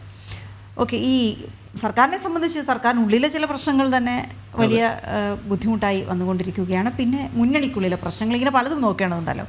മന്ത്രിമാറ്റ ചർച്ചകളാണ് NCPയെ സംബന്ധിച്ച് തിരിച്ചടിയായിരിക്കുന്നത്. കേരള ഘടകത്തിൽ ഭിന്നത രൂക്ഷമായിരിക്കുകയാണ്. ഇതോടെ അധ്യക്ഷ സ്ഥാനം ഒഴിയുന്നതടക്കമുള്ള കടുത്ത തീരുമാനത്തിലേക്ക് PC ചാക്കോ കടക്കുന്നു എന്നാണ് അറിയുന്നത്. NCPയിലെ തോമസ് കെ തോമസിന് നിലനിൽപ്പും ആശങ്കയിലായിട്ടുണ്ട്. പ്രശാന്ത് ശങ്കരമംഗലത്ത് ചേരുന്ന വിവരങ്ങളുമായി. പ്രശാന്ത്, ഈ വിഷയത്തിൽ CPM നേരത്തെ തന്നെ ഒരു നിലപാട് വ്യക്തമാക്കി കഴിഞ്ഞു. മുഖ്യമന്ത്രിയും കഴിഞ്ഞ ദിവസം നിലപാടെടുത്തോടുകൂടി തോമസ് കെ തോമസിന്റെ കാര്യത്തിൽ ആകെ പരിങ്കലിലായിട്ടുണ്ട്. അപ്പോൾ അദ്ദേഹം എങ്ങനെ ഇനി പാർട്ടിയിൽ തുടരും എന്ന് പറയുന്നൊരു പ്രധാനപ്പെട്ട വിഷയം. PC ചാക്കോ കടുത്ത നടപടികളിലേക്ക് പോകുന്നു എന്നറിയുന്നു. അപ്പോൾ എന്താണ് NCPയിലെ ഈ സംസ്ഥാനത്തുള്ള പൊട്ടിത്തെറി? വീണ, AK ശശീന്ദ്രൻ അനുകൂലമായി CPM സംസ്ഥാന നേതൃത്വവും മുഖ്യമന്ത്രിയും നിലപാടെടുത്തതോടെ AK ശശീന്ദ്രൻ തന്നെ മന്ത്രിസ്ഥാനത്ത് തുടരട്ടെ എന്ന നിലപാടെടുത്തതോടുകൂടിയാണ് ഇപ്പോൾ ഈ NCPയിലെ ഭിന്നത ഒരിക്കൽ കൂടി അല്ലെങ്കിൽ കൂടുതൽ പ്രതിസന്ധിയിലേക്ക് അല്ലെങ്കിൽ രൂക്ഷമാകുന്ന ഒരു സാഹചര്യം നിലവിലുണ്ടാകുന്നത്. ഈ NCPയുടെ സംസ്ഥാന അധ്യക്ഷൻ PC ചാക്കോയും അതുപോലെ തന്നെ തോമസ് MLAയും ആണ് ദേശീയ നേതാവായ ശരത് പവാറിനെ കണ്ട് കൂടിക്കാഴ്ച നടത്തി മന്ത്രിമാറ്റം വേണമെന്ന ആവശ്യം ഉന്നയിച്ചത്. എന്നാൽ ഈ സംസ്ഥാന അധ്യക്ഷൻ തന്നെ ഇടപെട്ടിട്ടും ഈ കാര്യങ്ങൾക്ക് മാറ്റമുണ്ടാകുന്നില്ല. അല്ലെങ്കിൽ സംസ്ഥാനത്തെ ഒരു പാർട്ടിയിലെ മന്ത്രിയെ മാറ്റുന്ന അടക്കമുള്ള കാര്യങ്ങൾ സംസ്ഥാന അധ്യക്ഷൻ തീരുമാനിക്കുമ്പോൾ അല്ലെങ്കിൽ പറയുന്നതിനനുസരിച്ച് നടക്കുന്നില്ല എന്നത് അല്ലെങ്കിൽ നടന്നില്ല എന്നത് PC ചാക്കോയെ സംബന്ധിച്ചിടത്തോളം വലിയ രീതിയിൽ നാണക്കേട് ഉണ്ടാക്കിയിട്ടുണ്ട്. അത് മാത്രമല്ല പാർട്ടിയിൽ തന്നെ അദ്ദേഹത്തിന്റെ പ്രതിച്ഛായയ്ക്ക് വളരെയേറെ കോട്ടം തട്ടുകയും ചെയ്തിട്ടുണ്ട്. അതുകൊണ്ട് തന്നെയാണ് അദ്ദേഹം കഴിഞ്ഞ ദിവസം രാജ്യസന്നദ്ധത അറിയിച്ചത്. ദേശീയ തലത്തിൽ തുടരാനാണ് ആഗ്രഹമെന്ന് പറയുകയും ചെയ്തു. ഇത്തരത്തിൽ ഒരു സംഭവം അല്ലെങ്കിൽ ഈ ഒരു CPM എടുത്ത ഈ നിലപാടാണ് ഇപ്പോൾ PC ചാക്കോയും വെട്ടിലാക്കിയിരിക്കുന്നത്. അതാണ് ഇപ്പോൾ പാർട്ടി ഇപ്പോൾ രണ്ട് തട്ടിലാണ്. അതായത് ശശീന്ദ്രൻ പക്ഷവും അതുപോലെ തന്നെ ഈ PC ചാക്കോയുടെ ഭാഗം എന്ന് പറയുന്ന രണ്ട് തട്ടിലാണ് ഇപ്പോൾ നിൽക്കുന്നത്. ഇത് രണ്ട് MLA ആണ് ഇപ്പോൾ സംസ്ഥാനത്ത് NCPക്ക് ഉള്ളതെങ്കിൽ ഒരു MLAയും ഒട്ടുമിക്ക ജില്ലാ പ്രതിനിധികളടക്കം ജില്ലാ നേതാക്കളടക്കം ഈ PC ചാക്കോയ്ക്ക് അനുകൂലമായി നിൽക്കുന്ന ഒരു സാഹചര്യമുണ്ട്. ആകെ നോക്കുമ്പോൾ മെജോറിറ്റി PC ചാക്കോയ്ക്കാണെങ്കിൽ പോലും ഈ ഭരണത്തിന്റെ ഭാഗത്ത് നിന്നുകൊണ്ട് അല്ലെങ്കിൽ മന്ത്രിസ്ഥാനത്തിരിക്കുന്നത് ഈ ശശീന്ദ്രനാണെന്നുള്ള മറ്റൊരു കാര്യമുണ്ട്. അതിനെ ശശീന്ദ്രനെ മാറ്റുന്ന അടക്കമുള്ള കാര്യങ്ങൾ കഴിച്ച കുറെ നാളുകളായി ഈ പാർട്ടിയിൽ തന്നെ ചർച്ചകൾ നടക്കുന്നുണ്ട്. ആദ്യഘട്ടത്തിൽ ഈ ആവശ്യം ഉന്നയിച്ചത് ഈ തോമസ് കെ തോമസ് MLA ആണെങ്കിൽ ആ സമയത്ത് PC ചാക്കോയുടെ നിലപാട് ശശീന്ദ്രനൊപ്പമാണെങ്കിൽ പോലും പോലും പിന്നീട് അത് മാറി ഈ തോമസ് കെ തോമസിനോട് ചേർന്ന് നിൽക്കുന്ന ഒരു സാഹചര്യമാണ് ഉണ്ടായത്. അതിനുശേഷമാണ് പിന്നീട് ചർച്ചകൾ നടക്കുകയും ദേശീയ തലത്തിൽ ഇടപെട്ടുകൊണ്ട് ദേശീയ അധ്യക്ഷൻ ശരത് പവാറുമായി കൂടിക്കാഴ്ച നടത്തിക്കൊണ്ടൊരു മന്ത്രിമാറ്റം നടത്താമെന്നൊരു നീക്കം നടക്കുന്നത്. എന്നാൽ ആ നീക്കവും കഴിഞ്ഞ ദിവസം പാളിയതോടുകൂടിയാണ് ഇപ്പോൾ NCPയിലെ തമ്മിലടിയും ഭിന്നതയും എല്ലാം രൂക്ഷമാകുന്നത്. ഇതിൽ ഇനി ഈ കേരള ഘടകം രണ്ടായി പിളരുമോ എന്നൊരു ആശങ്ക ഇപ്പോൾ നിലനിൽക്കുകയും ചെയ്യുന്നുണ്ട്. അതിനുള്ള സാഹചര്യവും ഉരുത്തിരിഞ്ഞു വരുന്നു എന്നാണ് ഇപ്പോൾ മനസ്സിലാക്കാൻ കഴിയുന്നത്. എന്തായാലും ഇന്ന് പ്രതിനിധികളുടെ ഭാഗത്ത് പ്രതികരണം ഉണ്ടാകാൻ സാധ്യതയുണ്ട്. അതോടൊപ്പം തന്നെ തോമസ് കെ തോമസ് MLA മുഖ്യമന്ത്രിയുമായി കൂടിക്കാഴ്ചയ്ക്ക് ശ്രമിച്ചിരുന്നു കഴിഞ്ഞ ദിവസം. എന്നാൽ ആ കൂടിക്കാഴ്ചയ്ക്ക് മുഖ്യമന്ത്രി സമയം നൽകിയതുമില്ല. ഇന്നും കൂടിക്കാഴ്ചയ്ക്ക് ശ്രമിക്കുന്നുണ്ടെന്നാണ് മനസ്സിലാക്കുന്നത്. എന്തായാലും ഈ തോമസ് കെ തോമസും അതുപോലെ തന്നെ PC ചാക്കോയും ചേർന്ന് ഒന്നുകിൽ പാർട്ടി രണ്ടാക്കിക്കൊണ്ട് NCP ഘടകം രണ്ടായി നിൽക്കാനുള്ള സാധ്യതയുണ്ട്, അല്ലെങ്കിൽ പിന്നീട് മറ്റ് പാർട്ടി എന്ന നിലയിലേക്കോ അല്ലെങ്കിൽ മറ്റു വഴികൾ തേടുന്ന സാഹചര്യമാണുള്ളത്. എന്തായാലും മുൻവർഷത്തെ അപേക്ഷിച്ച് അല്ലെങ്കിൽ മുൻകാലത്തെ അപേക്ഷിച്ച് NCPയിലെ ഭിന്നത വളരെ രൂക്ഷമാണ്. നേതാക്കൾ തമ്മിൽ പരസ്യപ്പോരിന് ശ്രമിക്കുന്ന രീതിയിലേക്ക് ഇപ്പോൾ സാഹചര്യങ്ങൾ നീങ്ങിക്കൊണ്ടിരിക്കുകയാണ്. ഈ മന്ത്രിമാറ്റവുമായി ബന്ധപ്പെട്ടുള്ള പ്രതിഷേധം ഉയർന്നൊരു സാഹചര്യം കൂടിയാണ്. അതായത് തോമസ് കെ തോമസും അതുപോലെ തന്നെ PC ചാക്കോയും നിലപാട് വ്യക്തമാക്കുന്ന സാഹചര്യമുണ്ട്. സംസ്ഥാന അധ്യക്ഷൻ എന്ന നിലയിൽ താൻ ആവശ്യപ്പെട്ടിട്ട് പോലും സ്വന്തം പാർട്ടിയിലെ മന്ത്രിയെ മാറ്റാൻ കഴിഞ്ഞില്ല എന്നൊരു കഴിയാതെ വന്നതിലുള്ളൊരു വിമർശനവും അല്ലെങ്കിൽ കഴിയാതെ വന്നതിലുള്ളൊരു അമർഷവും PC ചാക്കോയും രേഖപ്പെടുത്തുന്ന സാഹചര്യമാണ്. എന്തായാലും പാർട്ടി പിളരുമോ ഇല്ലയോ എന്നതടക്കമുള്ള കാര്യങ്ങൾ ഈ വരും മണിക്കൂറുകളിൽ രാഷ്ട്രീയ കേരളം ചർച്ച ചെയ്യുന്നൊരു വിഷയം കൂടിയാണ്. എന്തായാലും NCPയുടെ ഭാവി എന്താകുമെന്നാണ് ഇനിയിപ്പോൾ ചോദ്യചിഹ്നമായി ആശങ്കയായി ഉയരുന്നത്. വീണ, അതെ, NCPയുടെ സംസ്ഥാന അധ്യക്ഷൻ വിചാരിച്ചിട്ട് പോലും അവരുടെ മന്ത്രിയെ മാറ്റാൻ പറ്റുന്നില്ല, മുഖ്യമന്ത്രി സമ്മതിക്കുന്നില്ല എന്നുള്ളതാണ് വളരെ പ്രസക്തമായ കാര്യം. ഇനി നമുക്ക് ഒരു സ്പെഷ്യൽ റിപ്പോർട്ടിലേക്ക് പോകാം. നൂറ്റാണ്ടുകൾ പഴക്കമുള്ള അത്ഭുത വിളക്കുകളുടെ അപൂർവ ശേഖരവുമായി ദീപാഞ്ജലി ലാമ്പ് മ്യൂസിയം. കോഴിക്കോട് പുതിയങ്ങാടിയിലെ ICR പ്രസാദാണ് ഈ അതിശയ വിളക്കുകളുടെ കാവൽക്കാരൻ. അലാവുദ്ദീന്റെ അത്ഭുത വിളക്കിനെ കുറിച്ച് കേൾക്കാത്തവർ ചുരുക്കമാണ്. ഇനി കാണണമെന്നുണ്ടെങ്കിൽ കോഴിക്കോട്ടേക്ക് വന്നാൽ മതി. അത്ഭുത വിളക്ക് മാത്രമല്ല, ഹെർമിസ് ദേവന്റെ അതിശയ വിളക്കും ഇവിടെയുണ്ട്.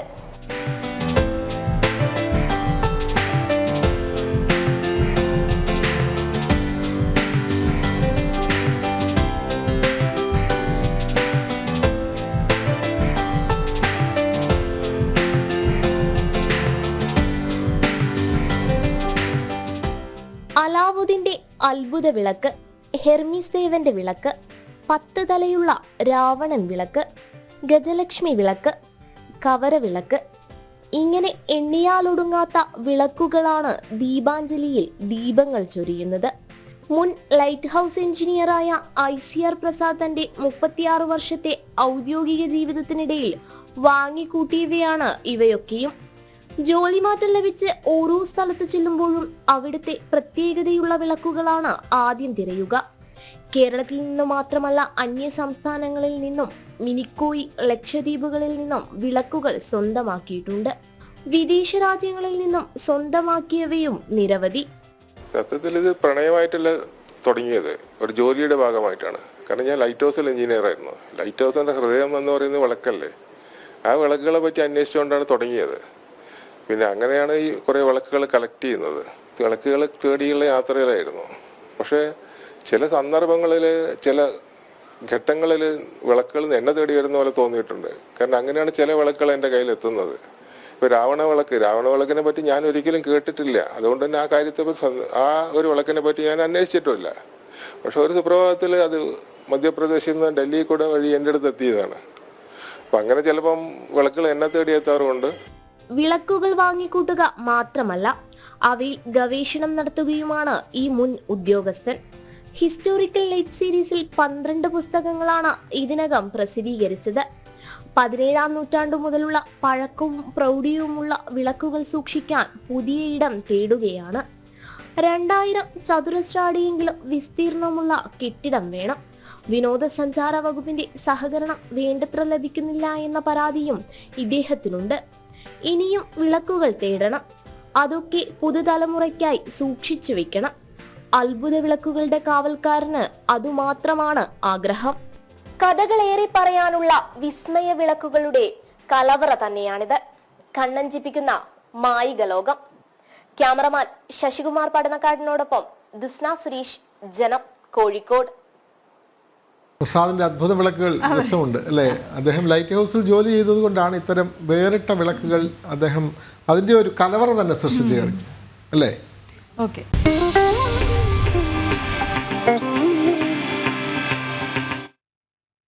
ഫിലിമോത്സവം.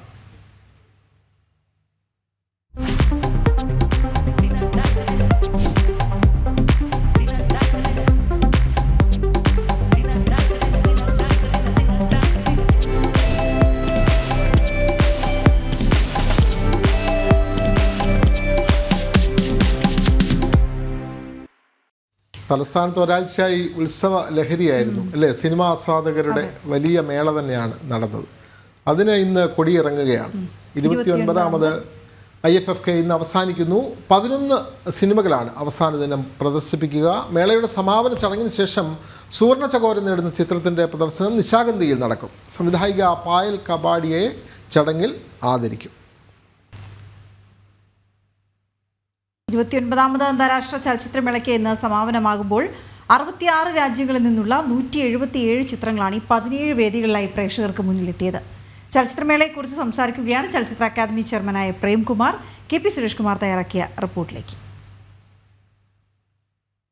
29ാമത് അന്താരാഷ്ട്ര ചലച്ചിത്രമേള പ്രേക്ഷകരുടെ സ്വീകാര്യത ഏറ്റുവാങ്ങി അതിൻ്റെ അവസാന ഘട്ടത്തിലേക്ക് കിടക്കുമ്പോൾ ചലച്ചിത്ര അക്കാദമി ചെയർമാൻ നടനുമായ മലയാളികളുടെ പ്രിയപ്പെട്ട നടനുമായ ശ്രീ പ്രേംകുമാറാണ് നമ്മോടൊപ്പം ചെയ്യുന്നത്. മികവാർന്ന രീതിയിൽ ഈ ഒരു മേള നടത്തി. കാരണം പരാതികൾക്കും പരിഭവങ്ങൾക്കും ഇടവരുത്താതെയാണ് ഇത്തവണത്തെ മേള ഉള്ളത്. എങ്ങനെയാണ് ഈ ഒരു സന്തോഷം ഇതിൻ്റെ ഒരു ചെയർമാൻ എന്ന രീതിയിൽ? അല്ല, അതൊരു ചെയർമാൻ്റെ ഒരു വിജയമായിട്ടൊന്നും കാണണ്ട. അതൊരു എന്താണ്, അങ്ങനെ ഒരു നല്ല അഭിപ്രായം വന്നിട്ടുണ്ടെങ്കിൽ ഇനി നാളെയും കൂടി ഉണ്ട്, നമുക്ക് നോക്കാം. അഭിപ്രായം ഇപ്പോൾ കുഴപ്പമില്ല, നന്നായിട്ടുണ്ട് എന്ന് പലരും പറഞ്ഞു. വളരെ സന്തോഷമുണ്ട്. ഇതൊരു കൂട്ടായ്മയുടെ പ്രവർത്തനത്തിൻ്റെ ഒരു റിസൾട്ടാണ് നമുക്കിവിടെ കാണാൻ പറ്റുന്നത്. ഇപ്പോൾ താങ്കൾ പറഞ്ഞല്ലോ നന്നായിട്ട് വളരെ പരാതികളൊന്നും ഇല്ലാതെ എന്നൊക്കെ പറയുമ്പോൾ അത് എൻ്റെ ഒരു സംഭവമൊന്നുമല്ല. ഇത് 25 വർഷമായിട്ട് ചലച്ചിത്ര അക്കാദമിയുടെ ഒരു സിസ്റ്റം നന്നായിട്ട് പ്രവർത്തിക്കുന്നുണ്ട്. ഇതിപ്പോൾ 29ാമത് ഫെസ്റ്റിവൽ. അപ്പോൾ ഇതിനു മുമ്പൊക്കെ നടത്തിയ ഫെസ്റ്റിവലുകൾ അതിൻ്റെ ഒരു എക്സ്പീരിയൻസിൽ നിന്ന് അത്രയും കൃത്യമായൊരു സംവിധാനം ഇവിടെ ഉണ്ട്. അപ്പോൾ അതിന് എന്താണ് നിയന്ത്രിക്കുന്ന അതിൻ്റെ ഒരു അഡ്മിനിസ്ട്രേറ്റീവ് ഒരു സംവിധാനമുണ്ട്. നമ്മൾ ഇതിനെക്കുറിച്ച് വ്യക്തമായ ധാരണകളും കാഴ്ചപ്പാടുകളും ഒക്കെയുള്ള വളരെ അനുഭവ സമ്പത്തുള്ള നമ്മുടെ ചലച്ചിത്ര അക്കാദമിയുടെ സെക്രട്ടറി, അദ്ദേഹത്തിൻ്റെയൊക്കെ ഒരു സംഘാടനം വലിയ ഒരു സഹായകമാണ് ഈ ഒരു കാര്യത്തിൽ. ഒപ്പം നമ്മുടെ ഈ ഫെസ്റ്റിവലിൻ്റെ ഡെപ്യൂട്ടി ഡയറക്ടേഴ്സ്, അതിലെ പ്രോഗ്രാമിൻ്റെ ഡെപ്യൂട്ടി ഡയറക്ടർ തുടങ്ങി ഫിനാൻസിൻ്റെ ട്രഷറർ, അതിൻ്റെ ഫിനാൻസിൻ്റെ ഡയറക്ടർ തുടങ്ങി ഒരു വലിയ വിഭാഗം ഇതിനു വേണ്ടിയിട്ട് അഹോരാത്രം പ്രയത്നിക്കുന്നതിൻ്റെ ഒരു ഫലമാണ്. എന്തെങ്കിലും നമുക്കൊരു നല്ല അഭിപ്രായം കിട്ടിയിട്ടുണ്ടെങ്കിൽ അതാണ്. അല്ലാതെ ഇത് ഒരു വ്യക്തിക്ക് ഒറ്റയ്ക്കൊരിക്കലും ഒരു അത്ഭുതമൊന്നും പ്രവർത്തിക്കാൻ പറ്റില്ല. അപ്പോൾ ഇതെല്ലാം സിനിമ, അത് ഞാൻ എല്ലായിടത്തും പറഞ്ഞതാണ്, സിനിമ എന്ന് പറയുന്നത് അതൊരു കളക്റ്റീവ് ആർട്ടാണ്, അതൊരു സംഘകലയാണ്.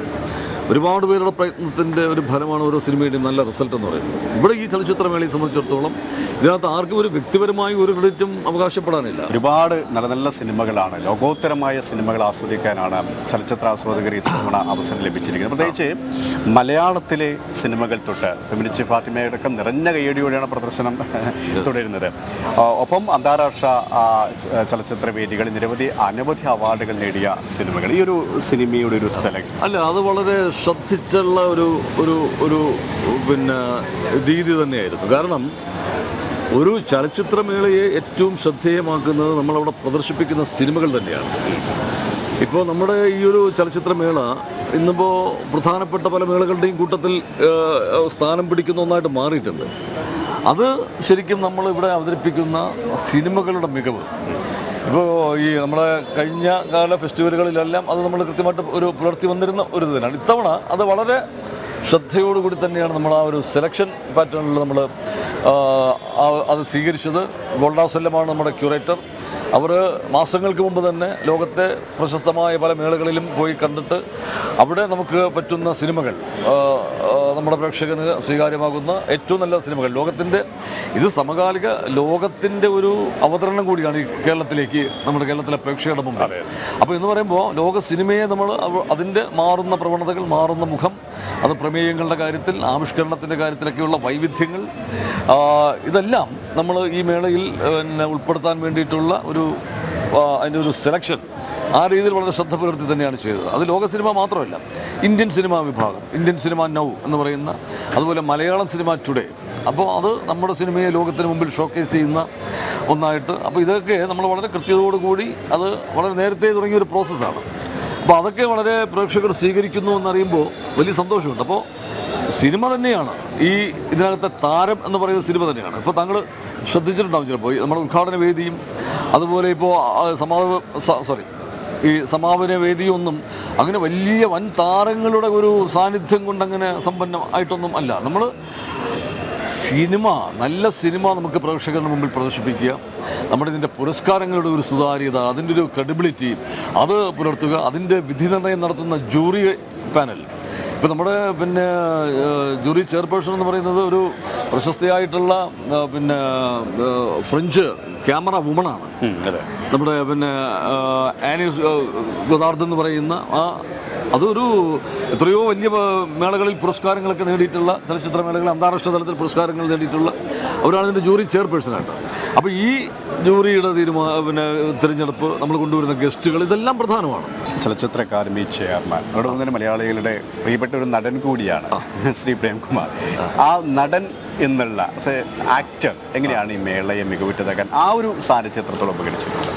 അല്ല, തീർച്ചയായിട്ടും ഇവിടെ ഇപ്പോൾ ചില ചെറിയ കാര്യങ്ങളിൽ പോലും നമുക്ക് ഇടപെടാൻ പറ്റിയിട്ടുണ്ട്. ഇപ്പോൾ മേളയുമായിട്ട് ബന്ധപ്പെട്ട ചെറിയ എന്തെങ്കിലും ഈ ക്യൂ നിൽക്കുമ്പോൾ ഒരു വിഷയം, ഏതെങ്കിലും ഡെലിഗേറ്റ് എന്ന് പറയുന്നു, നമ്മളവിടെ അവരോടൊപ്പം പോയി നിന്നിട്ട് അവരുടെ കാര്യങ്ങൾ കേൾക്കണം. അപ്പോൾ നമ്മൾ ഈ കുറേ സിനിമകളിലൊക്കെ അഭിനയിച്ചത് കൊണ്ടൊക്കെയുള്ള നമ്മളോടുള്ള ഇഷ്ടം അവർക്ക് നമ്മളോടുണ്ട്.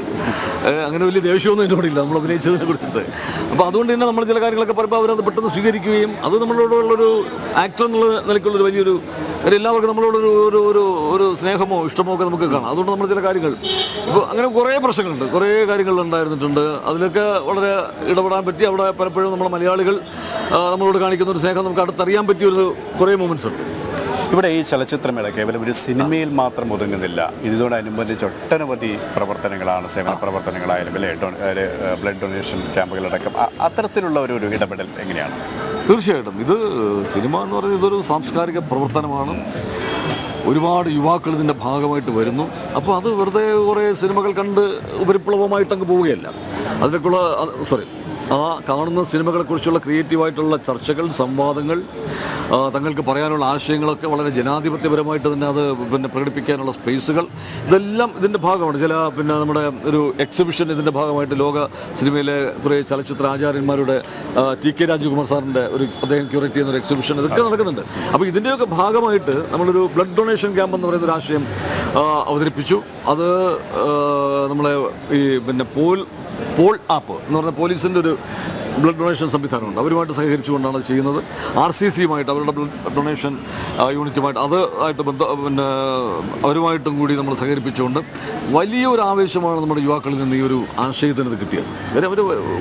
അത് വളരെ സ്വമേധയായി നമ്മൾ പരസ്യങ്ങളൊന്നും കൊടുക്കാതെ തന്നെ അവർ വളരെ സ്വമേധയായിട്ട് ഇതിനെ അങ്ങ് ഏറ്റെടുക്കുകയായിരുന്നു. ചലച്ചിത്ര അക്കാദമി ചെയർമാൻ എന്ന നിലയിൽ ഇനിയുള്ള പ്രവർത്തനങ്ങൾ, പ്രത്യേകിച്ച് മലയാള സിനിമയിൽ ഒട്ടനവധി പ്രശ്നങ്ങൾ നേരിട്ടുകൊണ്ടിരിക്കുകയാണ്, ചില വിവാദങ്ങൾ ഉയർന്നുകൊണ്ടിരിക്കുകയാണ്. അതേസമയം തന്നെ മലയാള സിനിമ പ്രേക്ഷകരുടെ വലിയ സ്വീകാര്യത നേടി, അത് ദേശത്തിനും ഭാഷയ്ക്കും അതീതമായി വലിയ സ്വീകാര്യത നേടിക്കൊണ്ടിരിക്കുന്ന ഒരു കാലയളവ് കൂടിയാണ്. അവിടെ ചലച്ചിത്ര അക്കാദമി ചെയർമാൻ എന്ന രീതിയിൽ സിനിമയ്ക്ക് വേണ്ടിയിട്ട്, നമ്മുടെ ചലച്ചിത്ര മേഖലയ്ക്ക് വേണ്ടി എന്തൊക്കെ ചെയ്യാനാണ്? അല്ല, ഈ ചലച്ചിത്ര അക്കാദമി ചെയർമാൻ എന്ന് പറയുന്ന അങ്ങനൊരു താങ്കൾ പറയുന്നത് പോലെ വലിയൊരു അധികാര സ്ഥാനമൊന്നുമില്ല, അതൊരു അധികാര കേന്ദ്രമൊന്നുമല്ല. അതൊരു വളരെ നമ്മുടെ ഈ മേഖലയിൽ പ്രവർത്തിക്കുന്ന കലാകാരന്മാരെ, ആ മേഖലയിൽ പ്രവർത്തിക്കുന്ന കലാകാരികൾ, അവരെല്ലാം നമ്മൾ ഉൾക്കൊള്ളുകയും അവരുടെ ചില നിർദ്ദേശങ്ങൾ കേൾക്കുകയും അതൊക്കെ നമ്മൾ ഗവൺമെൻറ്റിൻ്റെ മുമ്പിൽ സമർപ്പിക്കുകയൊക്കെ ചെയ്യുന്ന, ഇത് അക്കാഡമിക് തലത്തിൽ കൂടി കുറേ ഇടപെടലുകളും ഒക്കെ നടത്തുന്ന ഒന്നാണ്. അല്ലാതെ ഇവിടുത്തെ പ്രശ്നങ്ങൾ മുഴുവൻ പരിഹരിക്കാനുള്ള അധികാരമോ അത്തരമൊന്നുമില്ല. പക്ഷേ നമുക്ക് ഇടപെടാൻ പറ്റുന്ന ചില മേഖലകളുണ്ട്, അവിടെയൊക്കെ നമ്മൾ ഇടപെടാൻ ശ്രമിക്കുന്നുമുണ്ട്. അത് സിനിമയുടെ മാത്രമല്ല, ടെലിവിഷൻ മേഖലയിലും ഉൾപ്പെടെ നമുക്ക് അതിൻ്റെ വലിയ മാറ്റം ഇതിനകത്തുണ്ടാക്കാനുള്ള അധികാരമൊന്നുള്ള ഒരു സ്ഥാനമൊന്നുമല്ല ഇത്. എന്താണ് ചില കാര്യങ്ങൾ നമുക്ക് നമ്മുടേതായ ചില അഭിപ്രായങ്ങളോ നിർദ്ദേശങ്ങളോ അല്ലെങ്കിൽ അതൊക്കെ നമുക്ക് വേണമെങ്കിൽ സർക്കാരിൻ്റെ ശ്രദ്ധയിൽപ്പെടുത്താൻ പറ്റും. അല്ലാതെ തീരുമാനങ്ങളും അതിൻ്റെ ഒരു എല്ലാം നടപടികളും ഒക്കെ പോകേണ്ടത് സർക്കാരിൻ്റെയൊക്കെ ഭാഗത്തു നിന്നാണ്. പിന്നെ പല കാര്യങ്ങളിലും നമ്മൾ തന്നെ ഒരു സ്വയം ഒരു ഉത്തരവാദിത്വം എല്ലാവരും ഈ മേഖലയിൽ പ്രവർത്തിക്കുന്ന മുഴുവൻ പേരും ഒരു അച്ചടക്കവും ഒരു ഉത്തരവാദിത്വവും ഒക്കെ സ്വയം ഏൽക്കേണ്ട ഒന്നുകൂടിയുണ്ട്. അല്ലാതെ ഇതാരെങ്കിലും അടിച്ചേൽപ്പിച്ചിട്ട് അത് ചെയ്യേണ്ടതല്ല. അതിനകത്ത് ഒരു അക്കാഡമി ചെയർമാൻ എന്നുള്ള രീതിയിൽ നമുക്ക് ഇടപെടാൻ പറ്റുന്ന ഏതെങ്കിലും മേഖലകളുണ്ടെങ്കിൽ അവിടെയൊക്കെ തീർച്ചയായിട്ടും നമുക്ക് ഇടപെടാൻ പറ്റുന്ന പരിമിതികൾക്കുള്ളിൽ നിന്ന് ഇടപെടും. Okay sir, thank you. ഈ പ്രധാന പദ്ധതികൾ കേരളത്തിന് അനുവദിക്കപ്പെടുമ്പോൾ അത് കേരളത്തിൻ്റെ ഭൂപ്രകൃതി വെച്ചുമൊക്കെ ആയിരിക്കാം ഒരുപക്ഷെ അത് കേരളത്തിലേക്ക് വരാൻ സജസ്റ്റ് ചെയ്യപ്പെടുന്നതൊക്കെ. പക്ഷെ നമ്മളത് പൂർണ്ണമായും വികസന പദ്ധതികളോട് മുഖം തിരിച്ചു നിൽക്കുക എന്ന് പറഞ്ഞാൽ അത് എത്രത്തോളം മനുഷ്യർക്ക് ഗുണകരമല്ലാതായി മാറുന്നു എന്നുള്ളതാണ്. പറഞ്ഞു വരുന്നത് ഈ തിരുവനന്തപുരം പൂവാർ കപ്പൽ നിർമ്മാണശാലയോടുള്ള കേരളത്തിൻ്റെ ഇപ്പോഴത്തെ നിലപാടാണ്. ഈ പദ്ധതിയോട് പൂർണ്ണമായും മുഖം തിരിച്ചു നിൽക്കുകയാണ് സംസ്ഥാന സർക്കാർ. സ്ഥലം കണ്ടെത്താനുള്ള കേന്ദ്ര നിർദ്ദേശത്തിന് മാസങ്ങൾ കഴിഞ്ഞിട്ടും മറുപടി നൽകിയിട്ടില്ല. അലംഭാവം ശരിവയ്ക്കുന്ന വിവരാവകാശ രേഖകൾ ജനം ടിവിക്ക് ലഭിച്ചിട്ടുണ്ട്. മറ്റ് സംസ്ഥാനങ്ങൾ പദ്ധതിക്കായി മത്സരിക്കുമ്പോഴാണ് കേരളത്തിൻ്റെ ഈ മെല്ലപ്പോക്ക്. ജനം ബ്രേക്കിംഗ്. ടിൻഡു ദാസ് ചേരുന്നു വിവരങ്ങളുമായി. ടിൻഡു, ഈ കേന്ദ്ര പദ്ധതിയാണ്, അത് ഇവിടെ ഒരു സജഷനായി വെക്കുന്നു, സ്ഥലം കണ്ടെത്തി നൽകാൻ പറയുന്നു. പക്ഷേ അത് കണ്ടില്ലെന്ന് നടിക്കുകയാണ് കേരള സർക്കാർ എന്ന് മനസ്സിലാക്കാൻ കഴിയുന്നത്. ഈ വിവരാവകാശ രേഖകളിൽ നിന്ന് എന്താണ് മനസ്സിലായിട്ടുള്ളത്, ജനങ്ങളോട് പങ്കുവയ്ക്കാൻ കഴിയുന്നത്? സെപ്റ്റംബർ 26-ാം തീയതിയാണ് നമ്മൾ ഈ വാർത്ത പുറത്തുവിടുന്നത്. ഞാൻ ഈ വാർത്ത പുറത്തുവിടുന്നതിന് 2 മാസം മുന്നേ തന്നെ കേന്ദ്ര തുറമുഖ മന്ത്രാലയത്തിൽ നിന്നും കേരളത്തിന് ഒരു കത്ത് ലഭിച്ചിരുന്നു. ഇന്ത്യയിലെ 9 സംസ്ഥാനങ്ങളിൽ കപ്പൽ നിർമ്മാണവുമായി ബന്ധപ്പെട്ട് സ്ഥലം എടുക്കുന്നുണ്ട്. അത് അനുയോജ്യമായ ഒരു പ്രദേശമായി കേരളത്തെയും കണക്കാക്കുന്നു. പൂവാറായിരിക്കാം അതിന് ഏറ്റവും അനുയോജ്യമായ മേഖല. അങ്ങനെയെങ്കിൽ സ്ഥലം കണ്ടെത്തി തിരിച്ച് ഇതുമായി ബന്ധപ്പെട്ട അറിയിപ്പ് നൽകാനായിരുന്നു ആ കത്ത് നൽകിയിട്ടുള്ളത്. പക്ഷേ ആ കത്തിന് മറുപടി നൽകിയിട്ടില്ല എന്ന വാർത്തയാണ് നമ്മൾ അറിഞ്ഞത്. ഈ കഴിഞ്ഞ സെപ്റ്റംബർ 26-ന് ആ വാർത്ത പുറത്തുവിട്ടിരുന്നു. അതിന് പിന്നാലെയാണ് അത്തരത്തിലൊരു കത്ത് കിട്ടിയിട്ടുണ്ടെങ്കിൽ ആ കത്തിന് മറുപടി കൊടുത്തിട്ടുണ്ടോ എന്ന വിവരം അറിയാനായിട്ട് വിവരാവകാശം കൊടുക്കുന്നത്. ആ വിവരാവകാശത്തിന്റെ പകർപ്പാണ് ഇപ്പോൾ നമ്മൾ പുറത്തുവിടുന്നത്. അത്തരത്തിലൊരു കത്ത് കിട്ടിയിട്ടുണ്ട്.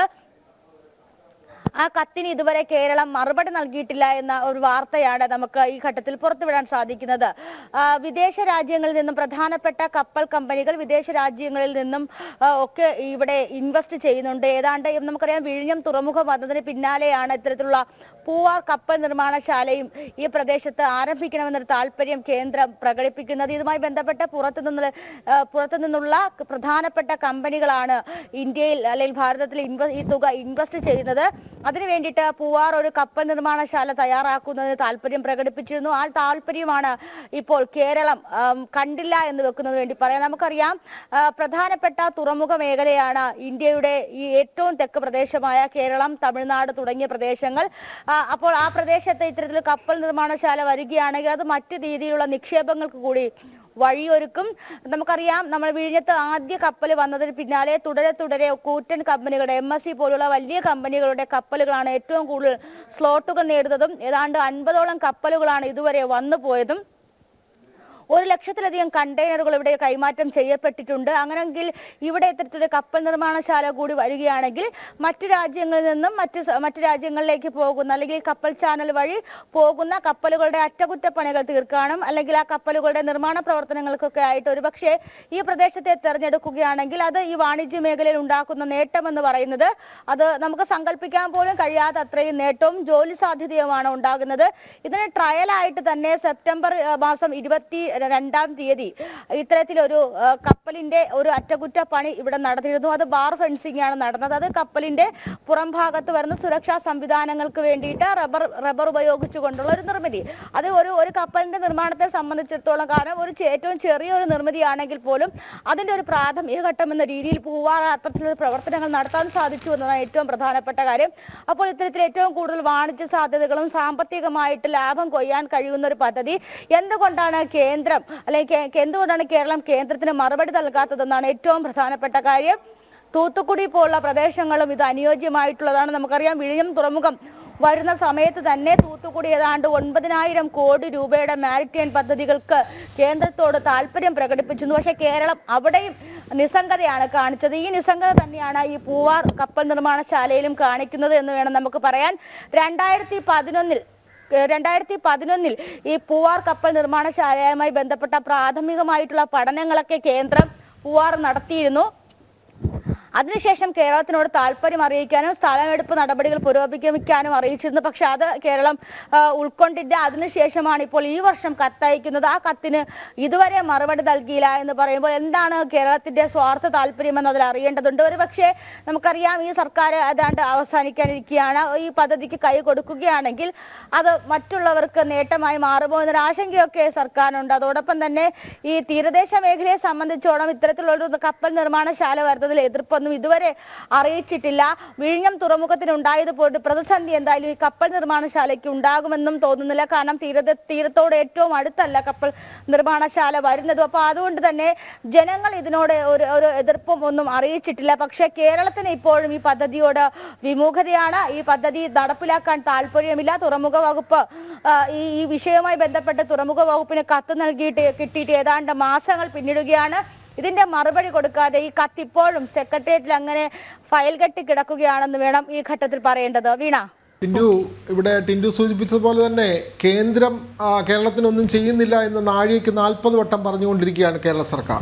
അപ്പോഴാണ് ഇത്തരത്തിലുള്ള ഒരു വലിയൊരു പദ്ധതി അനുവദിച്ചിട്ട് അതിന്മേൽ തുടർ നടപടികളില്ലാതെ മുന്നോട്ട് പോകുന്നത്. മറ്റ് സംസ്ഥാനങ്ങൾ നേരത്തെ ടിൻഡു സൂചിപ്പിച്ചതുപോലെ തന്നെ മറ്റ് തൂത്തുക്കുടി അടക്കമുള്ള മേഖലകൾ അവർ വലിയ പദ്ധതികളുമായി കേന്ദ്ര സർക്കാരിൻ്റെ മുമ്പിൽ ഇങ്ങനെ അവരുടെ മുമ്പിൽ ഞങ്ങൾക്ക് ഈ പദ്ധതി തരൂ എന്ന് പറഞ്ഞ് ആവശ്യപ്പെട്ട് നിൽക്കുകയാണ്. പക്ഷേ ഇവിടെ സ്ഥലം ഏറ്റെടുത്ത് കൊടുക്കാൻ പോലും സംസ്ഥാന സർക്കാർ വിമുഖത കാട്ടുന്നു. എത്രയോ പേർക്ക് തൊഴിൽ ലഭിക്കുന്ന ഒരു വലിയ സംരംഭം, ഇതിനൊക്കെ സർക്കാർ മുഖം തിരിച്ചു നിൽക്കുന്നു. ഇതിൻ്റെ ക്രെഡിറ്റ് എന്തായാലും തുടങ്ങിക്കഴിഞ്ഞാൽ ഇതിൻ്റെ ക്രെഡിറ്റ് പിണറായി സർക്കാർ ഏറ്റെടുക്കും, അക്കാര്യത്തിൽ സംശയമില്ല. ഇതെല്ലാം പിണറായിയുടെ നേട്ടമായി അവതരിപ്പിക്കുകയും ചെയ്യും. പക്ഷേ അതിൻ്റെ പ്രാഥമിക ഘട്ടത്തിൽ പോലും ആവശ്യമായ നടപടികൾ ഇവർ സ്വീകരിക്കുന്നില്ല. ടിൻഡു,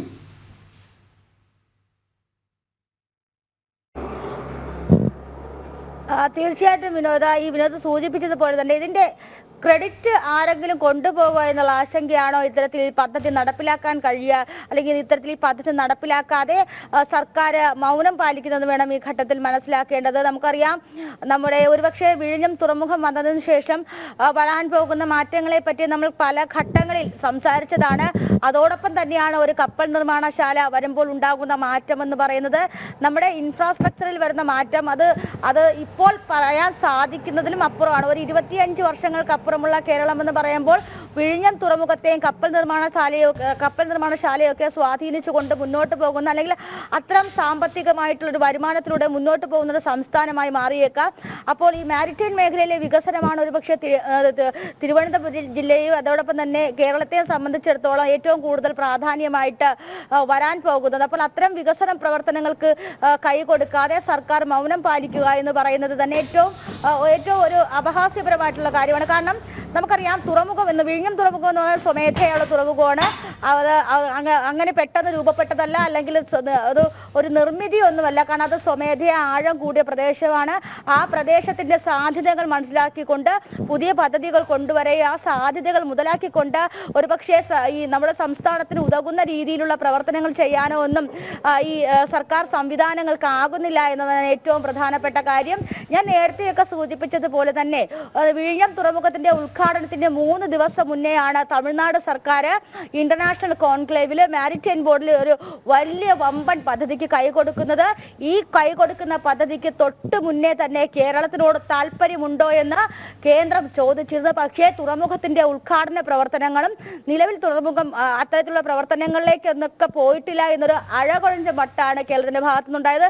അതുകൊണ്ട് തന്നെ ഏതാണ്ട് ബൃഹത്തായ ഒരു പദ്ധതിക്ക് തമിഴ്നാടാണ് കൈകൊടുത്തത്. അപ്പോൾ കേരളം ഇത്തരത്തിൽ കാണിക്കുന്ന അലംഭാവം, നിസ്സംഗത, അതൊക്കെ ജനങ്ങൾക്ക് ഉതകുന്ന രീതിയിൽ പ്രയോജനപ്പെടുത്താൻ അവർക്ക് സാധിക്കുന്നില്ല എന്ന് വേണം മനസ്സിലാക്കേണ്ടത്. ഞാൻ നേരത്തെ സൂചിപ്പിച്ചതുപോലെ തന്നെ ഒരു കപ്പൽ നിർമ്മാണശാലയുടെ കല്ല് പോലും ഇടാതെ അവിടെ അല്ലെങ്കിൽ പുറമേ നിന്നുള്ളൊരു കപ്പൽ വന്ന് അതിന്റെ അറ്റകുറ്റപ്പണികൾ നടത്തി പോയിട്ടുണ്ടെങ്കിൽ പൂവാർ എന്ന് പറയുന്ന മേഖല ഒരു കപ്പൽ നിർമ്മാണശാലയ്ക്ക് എത്രയും അനുയോജ്യമായ പ്രദേശമാണെന്ന് നമുക്ക് നിസ്സംശയം കണ്ണടച്ചുകൊണ്ട് പറയാൻ സാധിക്കും. കാരണം അവിടെ ഒരു പ്രവർത്തനങ്ങൾ നടക്കാതെ പോലും ഒരു കപ്പലിന്റെ അറ്റകുറ്റപ്പണികൾ നടത്താൻ സാധിച്ചു. അപ്പോൾ വിഴിഞ്ഞം തുറമുഖം പോലെ തന്നെ ഏറ്റവും കൂടുതൽ അനുയോജ്യമായ ഒരു പ്രദേശമാണ് കപ്പലുകൾക്ക് വന്നു പോകാനും അറ്റകുറ്റപ്പണികൾ നടത്താനുമെന്ന് പൂവാർ തെളിയിച്ചിരിക്കുകയാണ്. 2011 ഇതിന്റെ പഠനങ്ങളൊക്കെ നടന്നിട്ടുണ്ട്. ആ പഠനങ്ങളൊന്നും മുന്നോട്ട് കൊണ്ടുപോകാതെ, ആ റിപ്പോർട്ടുകളൊന്നും പരിഗണിക്കാതെ, കേന്ദ്രം നൽകുന്ന കത്തിന് പോലും മറുപടി കൊടുക്കാതെ ആ കത്തിന് മേല് ഈ തുറമുഖ വകുപ്പും സർക്കാരും അടയിരിക്കുകയാണ്. വിനോദ്, തീർച്ചയായും വലിയൊരു പദ്ധതിയാണ്. കേരളത്തിന് നഷ്ടപ്പെടുന്ന സാഹചര്യത്തിലേക്ക് നീങ്ങിയാണ് കാര്യങ്ങൾ. കാരണം തൊഴിലവസരങ്ങൾ, അതെ, അതിലേക്ക് ഒക്കെ സർക്കാർ മുഖം തിരിക്കുന്നു. വലിയ വാർത്തയാണ് ടിൻഡു കൈമാറിയത്. അധ്യാപക നിയമന അഴിമതിയിൽ പശ്ചിമ ബംഗാൾ സർക്കാരിനെതിരെ സുപ്രീം കോടതി ക്രമക്കേടുകൾ കോടതി അക്കമിട്ട് ചൂണ്ടിക്കാട്ടി. ഉദ്യോഗാർത്ഥികളെ തെരഞ്ഞെടുക്കുന്നതിൽ പിഴവുണ്ടായി, അനർഹരെ തിരികെ കയറ്റിയ പട്ടികയും ക്രമക്കേടുകളും കോടതി പരിശോധിച്ചു. കൊൽക്കത്ത ഹൈക്കോടതി വിധിക്കെതിരായ ഹർജിയിൽ വാദം കേൾക്കുകയായിരുന്നു സുപ്രീം കോടതി. ഗൗതം അനന്തനാരായണൻ വിവരങ്ങളുമായി ചേർന്നു. ഗൗതമിന്റെ കൂടുതൽ വിവരങ്ങൾ എന്താണ്? വീണ, നേരത്തെ വലിയ വിവാദമായ ഒന്നാണ് ഈ പശ്ചിമ ബംഗാളിലെ അധ്യാപക നിയമന അഴിമതി എന്നത്. 2016 തൃണമൂൽ കോൺഗ്രസിന്റെ സർക്കാർ രണ്ടാമതായി അധികാരത്തിലെത്തിയ ഘട്ടത്തിൽ 2016 ഈ വലിയ അഴിമതി പശ്ചിമ ബംഗാളിൽ നടന്നത്. ബംഗാളിലെ എയ്ഡഡ് സ്കൂളുകളിൽ, സർക്കാർ സംവിധാനമുള്ള സ്കൂളുകളിൽ അധ്യാപക അനധ്യാപക തസ്തികകളിലേക്ക് ഇന്റർവ്യൂ പോലും നടത്താതെ വ്യാപകമായി TMCയുടെ ആളുകളെ പൈസ വാങ്ങി തിരികെ കയറ്റി എന്നതാണ് ഈ അഴിമതിയുടെ ഏറ്റവും പ്രധാനപ്പെട്ട അടിസ്ഥാനപരമായ ഘടകം എന്നുള്ളത്. ഇതിൽ പരാതിക്കാർ ചൂണ്ടിക്കാണിച്ച ഏറ്റവും ശ്രദ്ധേയമായ ഘടകം, ഇതിൻ്റെ അഭിമുഖത്തിനായി അല്ലെങ്കിൽ എഴുത്ത് പരീക്ഷയ്ക്കായി എത്തിയത് 23,000-ഓളം പേരാണ്. പക്ഷേ ജോലി ലഭിച്ചത് 25,000-ലധികം ആളുകൾക്കാണ്. അങ്ങനെ പരാതിക്കാർ ചൂണ്ടിക്കാണിച്ച പരാതിയിൽ കഴമ്പുണ്ടെന്ന് കൃത്യമായി തന്നെ വിശദീകരിച്ച കൊൽക്കത്ത ഹൈക്കോടതി ഈ വർഷം ഏപ്രിൽ മാസത്തിൽ ഈ TMC സർക്കാർ 2016 നടത്തിയ മുഴുവൻ അധ്യാപക നിയമനവും റദ്ദാക്കുകയും അധ്യാപക അനധ്യാപക നിയമനങ്ങൾ ഈ സ്കൂളുകളുമായി ബന്ധപ്പെട്ട് നടപ്പാക്കിയത് റദ്ദാക്കിയതിന് ശേഷം മുഴുവൻ ശമ്പളവും, അതായത് ഈ ജോലി ലഭിച്ചതിന് ശേഷം പിന്നീട് ലഭിച്ച മുഴുവൻ ശമ്പളവും തിരികെ നൽകണം, അതും 12% പലിശ സഹിതം തിരികെ നൽകണം എന്നൊരു വിധിപ്രസ്താവമാണ് ഈ വർഷം ഏപ്രിൽ മാസത്തിൽ കൊൽക്കത്ത ഹൈക്കോടതിയുടെ ഭാഗത്ത് നിന്ന് ഉണ്ടായത്. അതിനെ ചോദ്യം ചെയ്ത് ഈ ജോലി ലഭിച്ച ആളുകൾ സുപ്രീം കോടതിയെ സമീപിച്ചു. TMC സർക്കാരും സുപ്രീം കോടതിയെ സമീപിച്ചിരുന്നു. ഇതിൽ ഇപ്പോൾ സുപ്രീം കോടതിയും രൂക്ഷമായ വിമർശനം തൃണമൂൽ കോൺഗ്രസ് സർക്കാരിന് മേൽ ഉയർത്തിയിരിക്കുകയാണ്. എന്തുകൊണ്ടാണ് കൊൽക്കത്ത ഹൈക്കോടതി ഇത്ര ഒരു വലിയ തീരുമാനത്തിലേക്ക് എത്തിയത് എന്നത് സംബന്ധിച്ചൊരു ചോദ്യം സുപ്രീം കോടതിയുടെ ഭാഗത്ത് നിന്നുണ്ടായി. മാത്രമല്ല, ഈ അഭിമുഖമോ അതല്ലെങ്കിൽ എഴുത്ത് പരീക്ഷയോ പോലും എത്താത്ത ആളുകൾ, അതിന് പോലും എത്തിയിട്ടില്ലാത്തവർക്ക് എങ്ങനെയാണ് ഈ വിവിധ തസ്തികകളിൽ ജോലി ലഭിച്ചത് എന്ന ചോദ്യമാണ് സുപ്രീം കോടതി ഉയർത്തുന്നത്. എന്തായാലും പശ്ചിമ ബംഗാളിലെ മമതാ ബാനർജി സർക്കാരിനെ സംബന്ധിച്ച് വലിയ തിരിച്ചടിയായി നേരത്തെ തന്നെ മാറിയ ഒന്നാണ് ഈ അധ്യാപക അഴിമതി. മമതയുടെ അടുത്ത അനുയായിയായ അന്നത്തെ വിദ്യാഭ്യാസ മന്ത്രി പാർത്ഥ ചാറ്റർജിയെ എൻഫോഴ്സ്മെന്റ് ഡയറക്ടറേറ്റ് ഈ കേസുമായി ബന്ധപ്പെട്ട് അറസ്റ്റ് ചെയ്തിരുന്നു. പിന്നീട് പാർത്ഥയുടെ അടുത്ത അനുയായികളുടെ വീടുകളിൽ നിന്നും ലക്ഷക്കണക്കിന് രൂപയുടെ കള്ളനോട്ടുകളും മറ്റും പിടികൂടി. അതെല്ലാം ഈ അധ്യാപക നിയമനം നൽകിയതുമായി ബന്ധപ്പെട്ടാണ് എന്നത് സംബന്ധിച്ചുള്ള വിശദീകരണത്തിലേക്കാണ് ED എത്തിയത്. അതിനുശേഷമാണ് ഇപ്പോൾ സുപ്രീം കോടതിയും ഈ ബംഗാൾ സർക്കാരിനെ ഇതേ വിഷയത്തിൽ രൂക്ഷമായി വിമർശിച്ചിരിക്കുന്നത്. വീണ, പശ്ചിമ ബംഗാളിലെ അഴിമതിയെ പറ്റിയാണ്, അധ്യാപക നിയമത്തിലെ അഴിമതിയെ പറ്റിയാണ് ഗൗതം റിപ്പോർട്ട് ചെയ്യുന്നത്. ഇനി കോൺഗ്രസ് നിയന്ത്രണത്തിലുള്ള ചക്കരക്കല്ലിലെ കണ്ണൂർ ജില്ലാ ബിൽഡിംഗ് മെറ്റീരിയൽ കോപ്പറേറ്റീവ് സൊസൈറ്റിയിലെ തിരിമറിയിൽ വിപുലമായ അന്വേഷണം നടത്താൻ സഹകരണ വകുപ്പ്.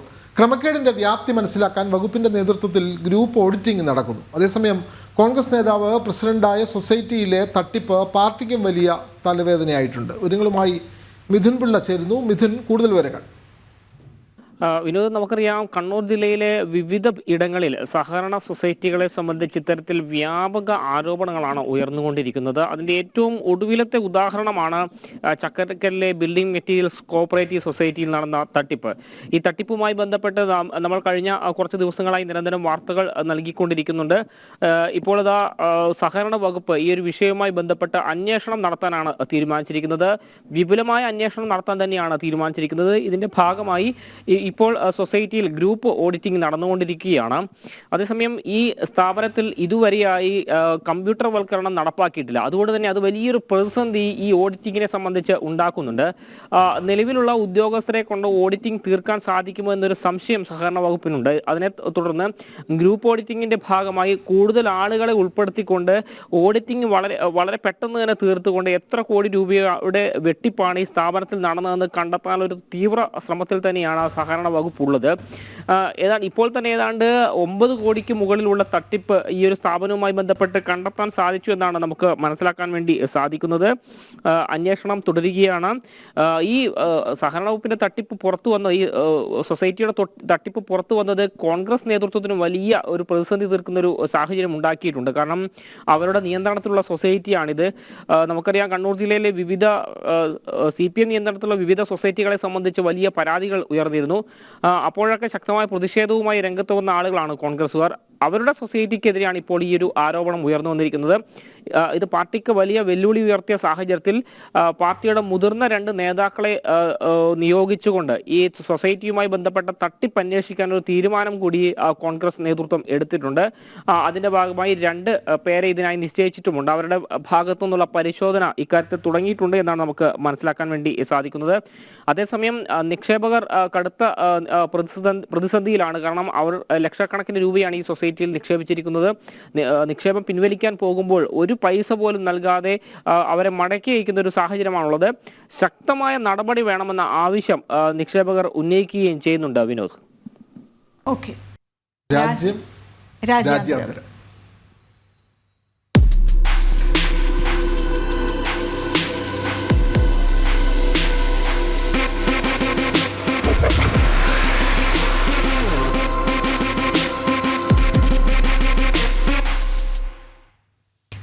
തഹാവൂർ റാണയെ ഇന്ത്യക്ക് കൈമാറുന്നതിനെതിരെ സമർപ്പിച്ച ഹർജി തള്ളണമെന്ന് സുപ്രീം കോടതിയിൽ US. റാണയെ വിട്ടുകിട്ടണമെന്ന് ഭാരതം ആവശ്യപ്പെട്ടിരുന്നു. 2008 മുംബൈ ഭീകരാക്രമണ കേസിലെ പ്രധാന ആസൂത്രകനാണ് റാണ. ഐസൻ ജോസ് ചേരുന്നുണ്ട് വിവരങ്ങളുമായി. ഐസൻ, എന്താണ് ഇതിന്മേൽ ഈ നിയമവശമായി നടന്നിട്ടുള്ളത്? US-ന്റെ നിലപാട്, റാണയുടെ നിലപാടൊക്കെയും എങ്ങനെയാണ് ഇതിനെ സ്വാഗതം ചെയ്യുന്നത്, അല്ലെങ്കിൽ ഇതിനെ തള്ളിക്കളയുന്നുണ്ടോ? വിവരങ്ങൾ എന്താണ്?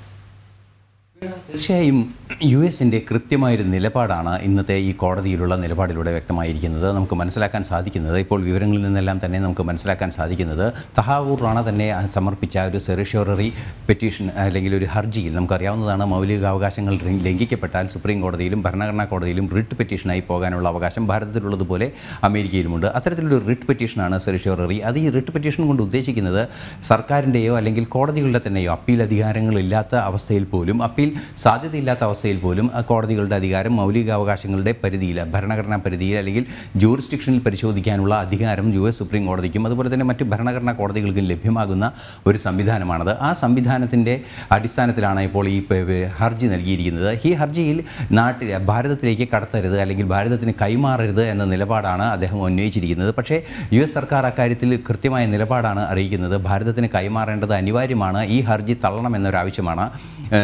US പ്രോസിക്യൂഷൻ വിഭാഗങ്ങളെല്ലാം തന്നെ വളരെ കൃത്യമായി അതിൻ്റെ നിലപാടുകൾ വ്യക്തമാക്കിയിരിക്കുന്നത് US സുപ്രീം കോടതിയിൽ. ഈ സുപ്രീം കോടതിയിൽ വ്യക്തമാക്കിയിരിക്കുന്ന നിലപാടുകൾ കൂടുതൽ പരിശോധിക്കുമ്പോഴാണ് ഇതിൻ്റെ ആഴം, US-ൻ്റെ നിലപാടിൻ്റെ ആഴം മനസ്സിലാക്കാൻ സാധിക്കുന്നത്. സുപ്രീം കോടതിയിൽ US പറയുന്നത് ഏറ്റവും പ്രധാനപ്പെട്ട രീതിയിൽ തന്നെ അവതരിപ്പിക്കുന്നത് പല കേസുകളുണ്ട്. പക്ഷേ ഈ മുംബൈ ഭീകരാക്രമണ കേസിൽ, അതായത് മുംബൈ ഭീകരാക്രമണ കേസിൽ അതവിടെ കടന്നു കയറി ആക്രമണം നടത്തിയ കേസിൽ അവർക്ക് ഒത്താശ ചെയ്തു കൊടുത്തതും സാമ്പത്തിക സഹായം നൽകിയതും അതിനെ മുഖ്യ സൂത്രധാരനായതും തഹാവൂർ റാണയാണ്. ആ വിഷയത്തിൽ മാത്രമാണ് ഈ നാടുകടത്തൽ നടപടി.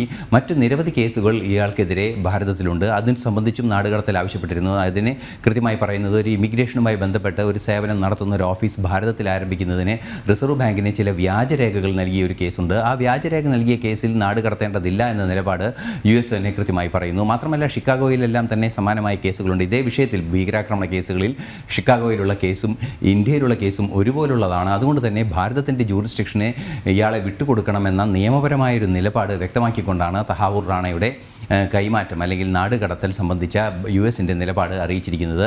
ഈ നവംബർ 14-നാണ് ഇത് സംബന്ധിച്ചൊരു ഹർജി ഇയാൾ നൽകുകയും ചെയ്തത്, തഹാവൂർ റാണ നൽകുകയും ചെയ്തത്. ഹർജിയിൽ നേരത്തെ തന്നെ, അതായത് പല കോടതികളിലും, വിചാരണ തലത്തിലുള്ള കോടതികളിലും അതുപോലെ തന്നെ സർക്യൂട്ട് കോടതിയിൽ ഉൾപ്പെടെ ഈ ഹർജികളെല്ലാം തന്നെ ഈ തഹാവൂർ റാണയുടെ നിലപാടുകളെല്ലാം തന്നെ തള്ളിയിരുന്നു. അന്തിമമായൊരു നീക്കത്തിൻ്റെ ഭാഗം കൂടിയാണ് ഈ മൗലിക അവകാശങ്ങൾ ലംഘിക്കപ്പെടുന്നു. അതായത് പാകിസ്ഥാൻ സ്വദേശിയാണെങ്കിലും പാകിസ്ഥാൻ വംശജനാണെങ്കിലും അമേരിക്കൻ പൗരനായ തഹാവൂർ റാണയെ ഭാരതത്തിലേക്ക് നാട് കടത്തുന്നത് ഒരു പൗരൻ്റെ അവകാശങ്ങളുടെ, മൗലിക അവകാശങ്ങളുടെ ലംഘനമാണ് എന്ന് ചൂണ്ടിക്കാട്ടിക്കൊണ്ട് സെറോഷിററി ഹർജി, അതായത് ഈ റിവ്യൂ ചെയ്യുന്നതിനുള്ള സർക്കാരിൻ്റെ നിലപാടുകളെയും അതുപോലെ തന്നെ അത് പോളിസി നിലപാടുകളാണെങ്കിൽ പോലും അതിനെയും അതുപോലെ കോടതികളുടെ നിലപാടിനെയും പരിശോധിക്കാനുള്ള സുപ്രീം കോടതിയുടെ അധികാരം, അത് US സുപ്രീം കോടതിയുടെ അധികാരത്തെ കൃത്യമായി ഉപയോഗിച്ചുകൊണ്ട് ഈ രീതിയിൽ ഏതെങ്കിലും സാധ്യതയുണ്ടോ എന്നാണ് അദ്ദേഹം പരിശോധിക്കുന്നത്. പക്ഷേ US സർക്കാർ ഇക്കാര്യത്തിൽ വളരെ കൃത്യമായ നിലപാട് അറിയിക്കുന്നുണ്ട്. ഇത് പൗരാവകാശത്തിൻ്റെ വിഷയമല്ല, മറിച്ച് ഭീകരതയ്ക്കെതിരായ നയപരമായൊരു നീക്കത്തിൻ്റെ ഭാഗമായി ഭാരതത്തിൽ നിലനിൽക്കുന്ന കേസും സമാനമായ രീതിയിൽ അതേ കേസുകൾ ഷിക്കാഗോയിലും നിലനിൽക്കുമ്പോൾ ഇയാളെ ഭാരതത്തിലാണ് വിചാരണ ചെയ്യേണ്ടത്, ഭാരതത്തിന് വിട്ടു നൽകേണ്ടത് രണ്ട് രാജ്യങ്ങളും തമ്മിലുള്ള കരാറുകളുടെ ഭാഗമായി യാഥാർത്ഥ്യമാകേണ്ടതുണ്ട് എന്ന നയതന്ത്ര വിഷയം കൂടി സുപ്രീം കോടതിയുടെ പരിധിയിൽ അല്ലെങ്കിൽ പരിഗണനയിൽ പ്രോസിക്യൂട്ടർ പെടുത്തിയിട്ടുണ്ട് എന്നും നമുക്ക് മനസ്സിലാക്കാൻ സാധിക്കുന്നുണ്ട്. തീർച്ചയായും ഈ വിഷയം മാത്രം, മുംബൈ ഭീകരാക്രമണ വിഷയം മാത്രമാണ് നാടുകടത്തലിന് കാരണമെന്ന് കോടതിയിൽ US വ്യക്തമായി പറയുമ്പോൾ മറ്റു രീതികളൊന്നും തന്നെ, അല്ലെങ്കിൽ ഈ നാടുകടത്തലിനെ തടയാനുള്ള രീതികളൊന്നും തന്നെ ഉണ്ടാകാതിരിക്കുക എന്നൊരു ശ്രദ്ധ, നിയമപരമായ ഒരു ശ്രദ്ധ കൂടി US-ൻ്റെ ഭാഗത്തു നിന്നുണ്ടായിട്ടുണ്ട്. അതായത് നേരത്തെ സൂചിപ്പിച്ചതുപോലെ റിസർവ് ബാങ്കിൽ വ്യാജരേഖ സമർപ്പിച്ച കേസിൽ സമാനമായ കേസ് ഭാരതത്തിൽ നിലനിൽക്കുന്നുണ്ട്. അതിന് കൈമാറേണ്ടതില്ല എന്ന നിലപാട് തന്നെയാണ് അറിയിച്ചിരിക്കുന്നത്. സ്വാഭാവികമായും നമുക്ക് മനസ്സിലാക്കാൻ സാധിക്കുന്നത് ഈ കേസ്, ഈ ഹർജി തള്ളുന്നതോടുകൂടി അല്ലെങ്കിൽ ഈ ഹർജിയിൽ തീരുമാനമാകുന്നതോടുകൂടി തഹാവൂർ റാണയെ ഭാരതത്തിൽ എത്തിക്കാനുള്ള സാധ്യതകൾ തന്നെയാണ്. അങ്ങനെയെങ്കിൽ അടിയന്തരമായി വളരെ വേഗത്തിൽ കോടതിയിൽ ഈ കേസ് തീർപ്പാക്കുന്നു. പ്രത്യേക കോടതിയെല്ലാം തന്നെ ഇത് സംബന്ധിച്ച് പരിഗണിക്കുന്നുണ്ട്. ആ കോടതി റീകോൺസ്റ്റിറ്റ്യൂട്ട് ചെയ്യുന്നതിനും അടിയന്തരമായി തഹാവൂർ റാണയുടെ വിചാരണ നടത്തുന്നതിനുമുള്ള നീക്കങ്ങളെല്ലാം തന്നെ നടക്കുമെന്നാണ് അറിയാൻ സാധിക്കുന്നത്.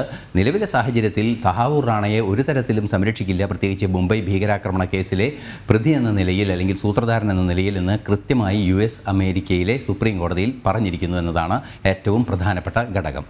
വളരെ വ്യക്തമാണ്. അന്താരാഷ്ട്ര കുറ്റവാളിയായിട്ടുള്ള തഹാവൂർ റാണയെ ഭാരതത്തിന് കൈമാറുന്നത് സംബന്ധിച്ച കേസാണ് ഇന്ന് പരിഗണിക്കുന്നത്. ഈ വിവരങ്ങളാണ് ഐസൻ കൈമാറിയത്. ഐസൻ, മറ്റൊരു പ്രധാന വാർത്തയിലേക്ക് കൂടി വരേണ്ടതുണ്ട്. പാലസ്തീന് മാനുഷിക സഹായങ്ങൾ ഉറപ്പാക്കുന്നതിന് ഇസ്രായേലിൻ്റെ ഉത്തരവാദിത്വം സംബന്ധിച്ച് അന്താരാഷ്ട്ര നീതിന്യായ കോടതിയുടെ അഭിപ്രായം തേടി UN. നോർവീജിയ അവതരിപ്പിച്ച പ്രമേയം 137 വോട്ടുകൾ നേടി പൊതുസഭയിൽ പാസ്സായി. ഇസ്രായേലും അമേരിക്കയും ഉൾപ്പെടെ 10 രാജ്യങ്ങൾ എതിർത്തു. ഐസൺ, ഇവിടെ 10 രാജ്യങ്ങൾ എതിർക്കുകയാണ്, പ്രത്യേകിച്ചും ഇസ്രായേലും അമേരിക്കയും അടക്കമുള്ള 10 രാജ്യങ്ങൾ. എന്തായിരിക്കാം ഇവരുടെ എതിർപ്പിൻ്റെ പ്രധാന ഘടകങ്ങൾ ഐസൺ?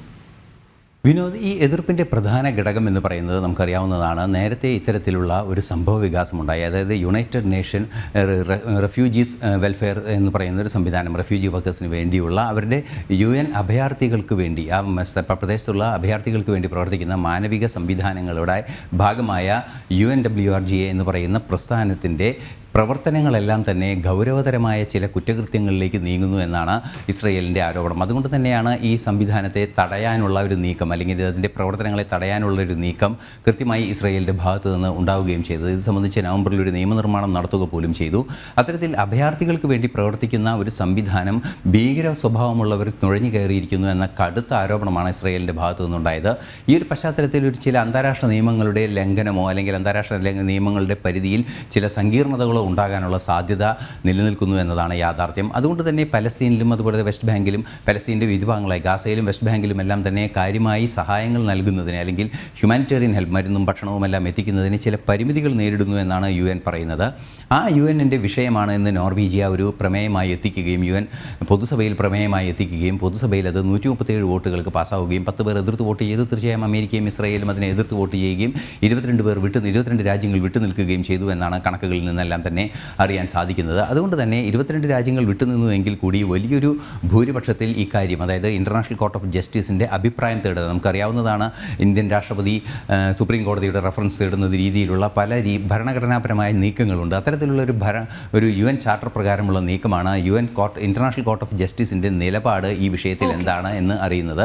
അതിനുള്ള പ്രമേയമാണ് ഇപ്പോൾ കൃത്യമായി പാസ്സായിരിക്കുന്നത് എന്നാണ് അറിയാൻ സാധിക്കുന്നത്. മറ്റൊന്ന് ഐസൺ, പാകിസ്ഥാന്റെ മിസൈൽ പദ്ധതിയെ അമേരിക്കയ്ക്ക് ഭീഷണിയെന്ന US ഡെപ്യൂട്ടി സുരക്ഷാ ഉപദേഷ്ടാവ് ജോൺ ഫിന്നർ അഭിപ്രായപ്പെട്ടിരിക്കുന്നു. പാകിസ്ഥാൻ ദീർഘദൂര ബാലിസ്റ്റിക് മിസൈലുകൾ വികസിപ്പിക്കുന്നുണ്ട്. ഇവ ദക്ഷിണേഷ്യയ്ക്ക് പുറത്തുള്ള പ്രദേശങ്ങൾക്കും ഭീഷണിയെന്നാണ് ഫിന്നറിന്റെ അഭിപ്രായം. പാക് മിസൈൽ പദ്ധതിക്ക് അമേരിക്ക ഉപരോധവും ഏർപ്പെടുത്തിയിരിക്കുന്നു എന്നുള്ളതാണ്.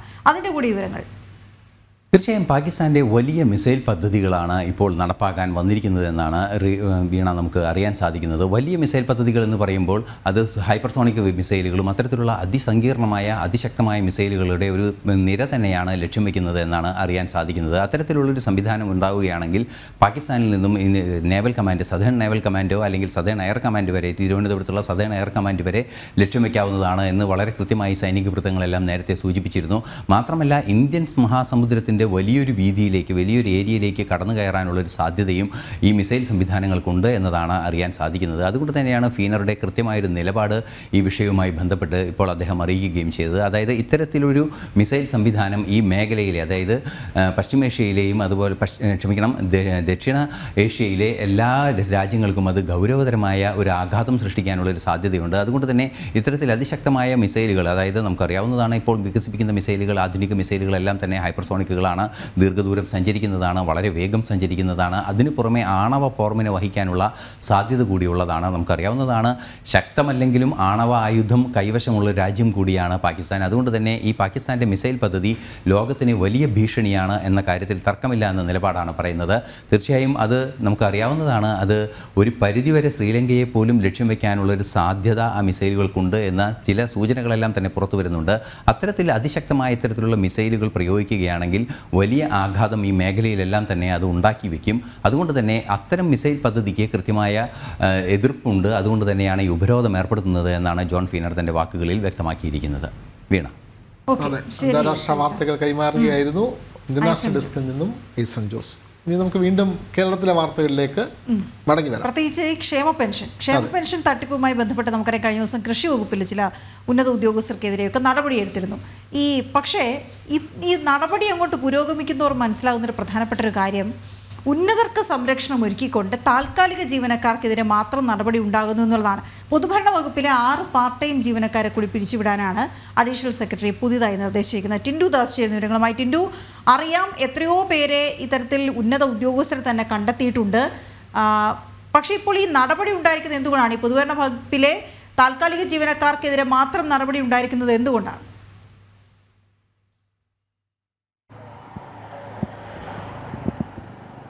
വീണ, ഈ പെൻഷൻ തട്ടിപ്പുമായി ബന്ധപ്പെട്ട വാർത്ത പുറത്തു വന്നതിന് പിന്നാലെ നടപടികൾ സ്വീകരിക്കാതെയും അന്വേഷണം നടത്താതെയും ഒക്കെ സർക്കാർ ഈ വിഷയത്തിൽ കനത്ത അലംഭവമാണ് കാണിച്ചത്. മാധ്യമങ്ങൾ തുടരെ ഈ സംഭവവുമായി ബന്ധപ്പെട്ട വാർത്ത കൊടുക്കുകയും അവസാനമായിട്ട് ഇന്നലെ കൃഷി വകുപ്പിലെ 6 ഉദ്യോഗസ്ഥർക്കെതിരെ നടപടിയെടുത്തു. ഇന്നിപ്പോൾ ഏറ്റവും പുതുതായിട്ട് പുറത്തു വരുന്ന വാർത്ത എന്ന് പറയുന്നത് പൊതുഭരണ വകുപ്പിലെ 6 പാർട്ട് ടൈം ജീവനക്കാരെ കൂടി അഡീഷണൽ സെക്രട്ടറി പിരിച്ചുവിട്ടുകൊണ്ട് ഉത്തരവാക്കിയിരിക്കുന്നു എന്നുള്ള വാർത്തയാണ് പുറത്തു വരുന്നത്. ഏറ്റവും പ്രധാനപ്പെട്ട കാര്യം എന്ന് പറയുന്നത് ഇതിലെ ഉന്നതരെ തൊടുന്നില്ല എന്ന് തന്നെയാണ്. നമുക്കറിയാം 1457 പേരുടെ ലിസ്റ്റ് വന്നതിൽ ഭൂരിഭാഗത്തിൽ ഉൾപ്പെടുന്നവർ വിദ്യാഭ്യാസ വകുപ്പിലെയും ആരോഗ്യ വകുപ്പിലെയും ഒക്കെ ഉന്നത ഉദ്യോഗസ്ഥർ അതിൽ ഉൾപ്പെട്ടിട്ടുണ്ടായിരുന്നു. ആരോഗ്യ വകുപ്പിലെ ഏതാണ്ട് 327 പേരാണ് പെൻഷൻ തട്ടിപ്പുമായി ബന്ധപ്പെട്ട ലിസ്റ്റ് പുറത്തു വന്നത്. അതേ സമാനമായ രീതിയിൽ തന്നെ പൊതുവിദ്യാഭ്യാസ വകുപ്പിൽ നിന്നും ഉന്നത വിദ്യാഭ്യാസ വകുപ്പിൽ നിന്നും ഒക്കെ ഉന്നതന്മാര് ഈ ലിസ്റ്റിൽ ഉണ്ടായിരുന്നു. തിരുവനന്തപുരത്തും പാലക്കാടും അതോടൊപ്പം തന്നെ പത്തനംതിട്ടയിലും ഒക്കെ പ്രൊഫസർമാരുടെയൊക്കെ പട്ടികയൊക്കെ അതിൽ വന്നിട്ടുണ്ടായിരുന്നു. ഗസറ്റഡ് റാങ്കുള്ള ഉദ്യോഗസ്ഥരുടെ പേരുകളൊക്കെ അതിൽ ഉൾപ്പെട്ടിട്ടുണ്ട്. ഇതിൽ ഇപ്പോൾ നിലവിൽ നടപടി സ്വീകരിച്ചിട്ടുള്ളത് ഈ പാർട്ട് ടൈം ജീവനക്കാർക്കെതിരെ, അതോടൊപ്പം തന്നെ ഏറ്റവും താഴെ തട്ടിൽ പ്രവർത്തിക്കുന്ന ഈ പാർട്ട് ടൈം ആയിട്ടും താൽക്കാലികമായിട്ടും ഒക്കെ ജോലി ചെയ്യുന്ന ജീവനക്കാരെയൊക്കെ പിരിച്ചുവിട്ടുകൊണ്ടാണ് നിലവിൽ ഇപ്പോൾ നടപടി പുരോഗമിക്കുന്നത്. നമുക്ക് മലബാർ ഭാഗത്ത് നിന്ന് എടുക്കുകയാണെങ്കിൽ നമുക്ക് ആ BMW കാറ് ഉണ്ടായിരുന്നു എന്ന് പറയുന്ന ഉന്നത വ്യക്തിയും അതോടൊപ്പം തന്നെ വലിയ രീതിയിലുള്ള സാമ്പത്തിക ഭദ്രതയോടെ ജീവിക്കുന്ന ആളുകളെ ഒന്നും സർക്കാരിനോ സർക്കാർ സംവിധാനങ്ങൾക്കോ തൊടാൻ കഴിയുന്നില്ല എന്നാണ് ഈ ഘട്ടത്തിൽ ഏറ്റവും പ്രധാനപ്പെട്ട കാര്യമെന്ന് പറയുന്നത്. അല്ലെങ്കിൽ അവരെ ഒന്നും സർക്കാരിന് തൊടാൻ ഇപ്പോഴും പേടിയാണോ എന്ന് നമ്മൾ മനസ്സിലാക്കേണ്ടതുണ്ട്. പൊതുഭരണ വകുപ്പിൽ പോലും പോവുകയാണെങ്കിൽ പാർട്ട് ടൈം ജീവനക്കാരെ പിരിച്ചുവിട്ടുകൊണ്ട് ഈ വിഷയത്തിൽ എങ്ങനെയെങ്കിലും തടികൂറുക എന്നൊരു ഘട്ടത്തിലേക്കും കടക്കുന്നുണ്ട്. ഈ പെൻഷൻ തട്ടിപ്പുമായി ബന്ധപ്പെട്ട് നിലവിൽ ഇപ്പോൾ കൃഷി വകുപ്പിലും പൊതുഭരണ വകുപ്പിലും മാത്രമാണ് നടപടികൾ നടത്താൻ ഒരുങ്ങിയിട്ടുള്ളത്. ബാക്കിയുള്ള വകുപ്പുകളിലൊന്നും ഇതുവരെ യാതൊരുവിധ നടപടികളിലേക്കും കടന്നിട്ടില്ല. വിജിലൻസ് അന്വേഷണം പുരോഗമിക്കുന്നു എന്ന് പറയുമ്പോഴും എപ്പോൾ അന്വേഷണം നടക്കുന്നു, എങ്ങനെയാണ് നടക്കുന്നത്, എന്ത് പുരോഗമനമാണ് ഈ അന്വേഷണത്തിലുള്ളത് എന്ന് പോലും നമുക്ക് അറിയാൻ കഴിയാത്ത ഘട്ടം. തദ്ദേശ മേഖലകളെ കേന്ദ്രീകരിച്ചുകൊണ്ട് അന്വേഷണം നടക്കുന്നുണ്ടോ, റവന്യൂ വകുപ്പിനെ കേന്ദ്രീകരിച്ചുകൊണ്ട് അന്വേഷണം നടക്കുന്നുണ്ടോ, കൂട്ടുനിന്ന ജീവനക്കാർക്ക്, കൂട്ടുനിന്ന ഉദ്യോഗസ്ഥർക്ക് എന്താണ്, അല്ലെങ്കിൽ ഈ കൂട്ടുനിന്ന പാർട്ടിക്കാർക്ക്, കൂട്ടുനിന്ന യൂണിയനുകാർക്ക് എന്ത് നടപടിയാണ് സ്വീകരിക്കുന്നത്, അത്തരത്തിലുള്ള വലിയ വലിയ ചോദ്യങ്ങളൊക്കെ ഇവിടെ അവശേഷിക്കുമ്പോഴും സാധാരണക്കാരായിട്ടുള്ള അല്ലെങ്കിൽ ഒരുപക്ഷെ ഈ പാർട്ട് ടൈം ജീവനക്കാർ അങ്ങനെയുള്ള ആളുകളെ മാത്രം പിരിച്ചുവിട്ടുകൊണ്ടുള്ള ഒരു തടിയൂരൽ നടപടി ഈ പെൻഷൻ തട്ടിപ്പുമായി ബന്ധപ്പെട്ട് നടക്കുന്നുണ്ട് എന്ന് വേണം മനസ്സിലാക്കേണ്ടത്. ഈ പിരിച്ചുവിട്ട ജീവനക്കാരിൽ നിന്നൊക്കെ 18% പലിശ ഈടാക്കിക്കൊണ്ട് ഈ തുക തിരിച്ചു പിടിക്കുമെന്ന് പറയുമ്പോഴും എത്ര രൂപ തിരിച്ചു പിടിക്കും, അല്ലെങ്കിൽ ഏത് കാലഘട്ടം മുതൽ ഏത് കാലഘട്ടം വരെ കൈപ്പറ്റിയ തുകയാണ് തിരിച്ചു പിടിക്കുന്നത്? അപ്പോൾ ഈ സംഭവത്തിൽ പെൻഷൻ തട്ടിപ്പ് ഇത്ര പേരെ ഇൻഫർമേഷൻ കേരള മിഷൻ കണ്ടെത്തി എന്ന് മാത്രമേ ഉള്ളൂ. പക്ഷേ അതിന് പിന്നിലേക്കുള്ള പിന്നാമ്പുറങ്ങളിലേക്കോ ആഴങ്ങളിലേക്കോ ഇറങ്ങിപ്പോകാൻ സർക്കാർ താല്പര്യപ്പെടുന്നില്ല. അല്ലെങ്കിൽ ഒരുപക്ഷെ സർക്കാർ താല്പര്യപ്പെടുകയാണെങ്കിൽ ഉന്നതരുടെ മുഖവും സഹായിച്ച ആൾക്കാരുടെ മുഖങ്ങളൊക്കെ പുറത്തു വരുമെന്നുള്ള പേടി മുന്നിൽ കാണുന്നുവെന്ന് നമുക്ക് ഈ ഘട്ടത്തിൽ പറയേണ്ടതായിട്ട് വരും. വീണ, ഇത്തരത്തിലുള്ള തട്ടിപ്പുകൾ വരുമ്പോൾ നേരത്തെ വീണ സൂചിപ്പിച്ചതുപോലെ സ്ഥിരം ജീവനക്കാർ രക്ഷപ്പെടും, പാർട്ട് ടൈം ജീവനക്കാർക്കെതിരെ മാത്രമാണ് നടപടി. ടിൻഡുദാസ് ആണ് വിവരങ്ങൾ നൽകിയത്.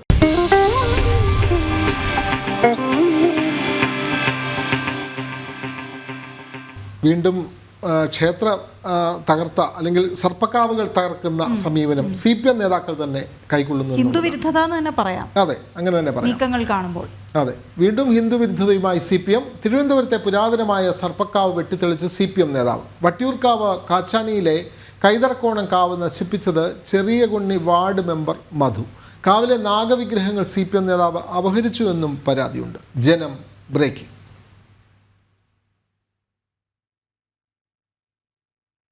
നമ്മളൊക്കെ ജനിക്കുന്നതിന് മുമ്പ് ഉള്ള ഒരു കാവാണ് ഇത്. ഈ കാവ് എന്ന് പറഞ്ഞാൽ ഇവിടെ ഈ ഭാഗങ്ങളിൽ ഈ ഒരു കാവ് മാത്രമേ ഉള്ളൂ. അന്ന് മുതൽ വർഷങ്ങൾക്ക് മുമ്പ് മുതൽ ഇത് ഇവിടെ പൂജയും കാര്യങ്ങളും നടത്തിക്കൊണ്ടിരിക്കുന്നതാണ്. ഇതൊരു ബ്രാഹ്മണ കുടുംബത്തിൻ്റെ സ്ഥലമാണ്. 2 ഏക്കർ 20 സെൻറ്റ് സ്ഥലം ഉണ്ടായിരുന്നു. അതിൽ അവർ 2 ഏക്കർ വിറ്റു 20 സെൻറ്റ് കാവിലത്തേക്ക് വേണ്ടി മാറ്റിയിട്ടു. ഇപ്പോൾ ഈ 20 സെൻറ്റ് മാറ്റിയിട്ടിരുന്ന സ്ഥലത്ത് ഇപ്പം ഇതിൽ 10 സെൻറ്റ് സ്ഥലം മാത്രമേ ഉള്ളൂ. ഇത് നമ്മുടെ ചെറിയ ഉണ്ണി CPMൻ്റെ ചെറിയ ഉണ്ണി വാർഡ് മെമ്പർ, ഇപ്പോഴത്തെ വാർഡ് മെമ്പർ മധു എന്ന് പറയുന്ന ആളിന് ഇതിൻ്റെ തൊട്ട് മേളിൽ സ്ഥലമുണ്ട്. പുള്ളി റിയൽ എസ്റ്റേറ്റാണ്. പുള്ളിക്ക് ഇത് റിയൽ എസ്റ്റേറ്റ് ചെയ്യണമെന്നുണ്ടെങ്കിൽ ഈ കാവ് ഇവിടെ നിന്ന് മാറണം. അതിനു വേണ്ടിയാണ് പുള്ളി ഈ കാവിനെ വെട്ടിത്തെളിക്കാൻ വേണ്ടി ആദ്യം ഇവിടെ വന്ന് ഇവിടെ ഇരുന്ന വിഗ്രഹങ്ങൾ ഇതെല്ലാം എടുത്ത് മാറ്റിയിട്ട് ഇവിടെ ആരും ഇല്ലാതിരുന്ന സമയത്ത് ഒരു 4-5 പേര് ഇവിടെ വന്ന് വാളുകളായിട്ട് വന്ന് അവർ ഈ മരങ്ങൾ കംപ്ലീറ്റ് മുറിച്ച് ഈ കാവിൻ്റെ മണ്ടയിൽ കൂടെ ഇട്ടു. ഇത് മൊത്തം ഇടുങ്ങി കിടക്കുന്നത്. ഇതിപ്പോൾ നിങ്ങൾക്ക് നോക്കിയാൽ കാണാൻ പറ്റും. ഇതാണ് ഇവിടുത്തെ 1121 അമ്മ വിലയാധാരം വാങ്ങിച്ച 2 ഏക്കർ 10 സെൻറ്റിൽ ചേർന്ന് കിടന്ന കാവാണിത്. അന്ന് മുതൽ ഞങ്ങൾ തന്നെയാണ്, അമ്മയുടെ കാലം കഴിഞ്ഞ് ഞങ്ങൾ തന്നെയാണ് പൂജാതി കാര്യങ്ങൾ പോറ്റി വിളിച്ച് ചെയ്തുകൊണ്ടിരുന്നത്. ഇപ്പോഴേ അടുത്ത് കിടന്ന വസ്തു വിറ്റപ്പോഴെന്ത് അയാൾ ഇതും കൂടെ വെട്ടി ചേർത്ത് വസ്തു വിൽക്കാൻ വേണ്ടി ഉള്ള പരിപാടിയാണ്. ഇതിൻ്റെ പൂജയും കാര്യങ്ങളും നടത്തിക്കൊണ്ടിരുന്നത് കിഴാവക്കുളം മഠത്തിലെ ശങ്കരനാരായണൻ പോറ്റി എന്ന ഒരു തന്ത്രിയാണ്. അവസാനത്തെ പൂജയും അദ്ദേഹം നടത്തിയത് 1 മാസത്തേക്ക് മുമ്പ് തലേദിവസം വിളിച്ചു പറഞ്ഞ് ഇനി പൂജയൊന്നും നടത്താൻ വരണ്ട, ഇതിൻ്റെ വിഗ്രഹങ്ങളൊക്കെ ഞങ്ങൾ വേറൊരു സ്ഥലത്തേക്ക് കൊണ്ടുപോയി, ഇനി ഇവിടെ കാവൊന്നുമില്ല എന്ന് പറഞ്ഞ്. അങ്ങനെയാണ് നമ്മൾ ഈ കാവ് സംരക്ഷണ സമിതി ഈ കാര്യങ്ങളൊക്കെ അറിയുന്നത്. അതിൻ്റെ അടിസ്ഥാനത്തിലാണ് നമ്മൾ പിന്നെ ഈ കാവിനെ നശിപ്പിച്ച ഇയാൾക്കെതിരായിട്ട് മധു എന്നുള്ള മെമ്പർക്കെതിരായിട്ട് സർക്കിളിന് കേസ് കൊടുക്കുന്നതും പിന്നെ വരുന്ന കാര്യങ്ങളൊക്കെ അതിൻ്റെ അടിസ്ഥാനത്തിലാണ്. യെസ്, രശ്മി കാർത്തിക ചേരുന്ന വിവരങ്ങളുമായി. രശ്മി, ഈ നാട്ടുകാരുടെ വാക്കുകളിൽ നിന്ന് മനസ്സിലാകുന്ന കാര്യം അതാണ്, വളരെ വർഷങ്ങളായി ഈ ഇപ്പോൾ സംസാരിച്ച ആളുകളുടെയും ഒക്കെ അവരൊക്കെ ജനിക്കുന്നതിന് മുൻപ് ഉണ്ടായിരുന്നതാണ്. പക്ഷെ അത് ഒറ്റയടിക്ക് നാളെ മുതൽ ഇവിടെ പൂജയൊന്നുമില്ല, കാവിലിനി വിളക്ക് എത്തിക്കുന്നില്ല എന്നൊക്കെ പറഞ്ഞ് അങ്ങ് എടുത്ത് മാറ്റി അങ്ങ് വെളുപ്പിക്കുകയാണ്, കാട് വെട്ടിത്തെളിക്കുകയാണ്. അവിടെ എന്താണ് സത്യത്തിൽ സംഭവിക്കുന്നത്?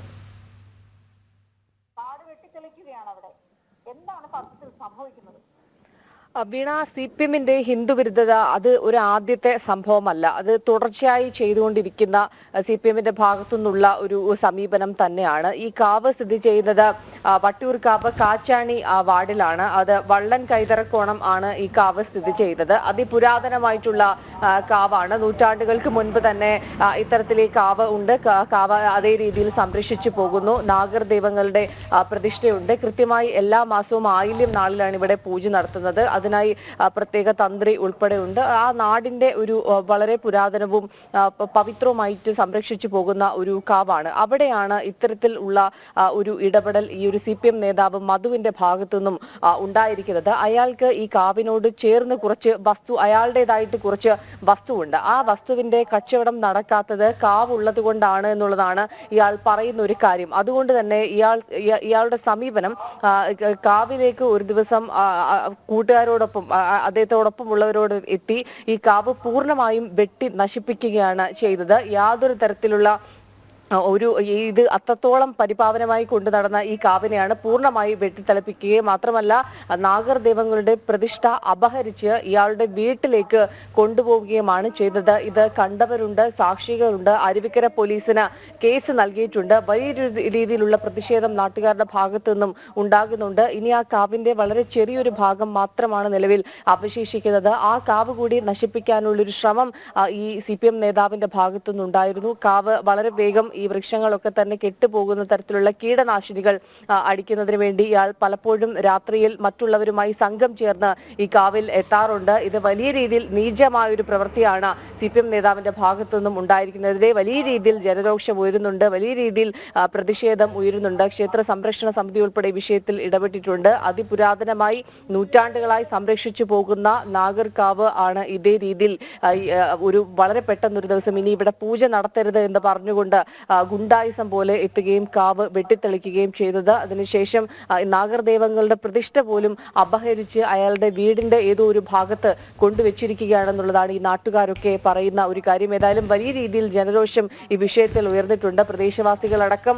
പോലീസിൽ പരാതി നൽകിയിട്ടുണ്ട്. പോലീസിൽ പരാതി നൽകിയതിനു ശേഷവും ഇയാൾ ഈ കാവ് നശിപ്പിക്കുന്നതിനായി അവിടേക്ക് എത്തുന്ന സാഹചര്യം ഉണ്ട്. ഏതായാലും വലിയ രീതിയിലുള്ള ഒരു പ്രതിഷേധമാണ് പ്രദേശവാസികളുടെ ഭാഗത്തുനിന്ന് ഉയരുന്നത്. വീണ, ഒരു ഹിന്ദു നാമധാരിയായ ഒരു പഞ്ചായത്ത് മെമ്പറിൽ നിന്ന് തന്നെയാണ് ഈ ഒരു സമീപനം വരുന്നത്. കാവ് വെട്ടിത്തെളിച്ചെല്ലാം വെട്ടിപ്പിടിക്കുന്ന ഒരു സാഹചര്യമാണ് ഉള്ളത്. രശ്മി കാർത്തിക, ഇക്കാര്യത്തിൽ എന്താണ് റവന്യൂ അധികാരികൾ അല്ലെങ്കിൽ വില്ലേജ് അധികാരികൾ, അവരാണല്ലോ ഇതേ സംബന്ധിച്ച ഇദ്ദേഹത്തിൻ്റെ വസ്തുവാണോ അല്ലെങ്കിൽ അങ്ങനെ കയ്യേറാനുള്ള ഒരു നീക്കം വന്നാൽ അത് തടയാൻ റവന്യൂ വിഭാഗം എന്തെങ്കിലും നടപടി സ്വീകരിക്കുന്നുണ്ടോ? പ്രത്യേകിച്ചും വലിയ പ്രതിഷേധം കൂടി ഉയരുന്നു. വിശ്വാസത്തെ സംബന്ധിച്ച പ്രശ്നമാണ്. കാവ് വെട്ടിത്തെളിക്കുന്നത് ക്രിമിനൽ കുറ്റകരമായ ഒരു നടപടിയാണ്. അപ്പോൾ റവന്യൂ പോലീസ് അധികാരിയുടെ ഭാഗത്തു നിന്ന് എന്തെങ്കിലും നടപടി ഉണ്ടായിട്ടുണ്ടോ രശ്മി കാർത്തിക?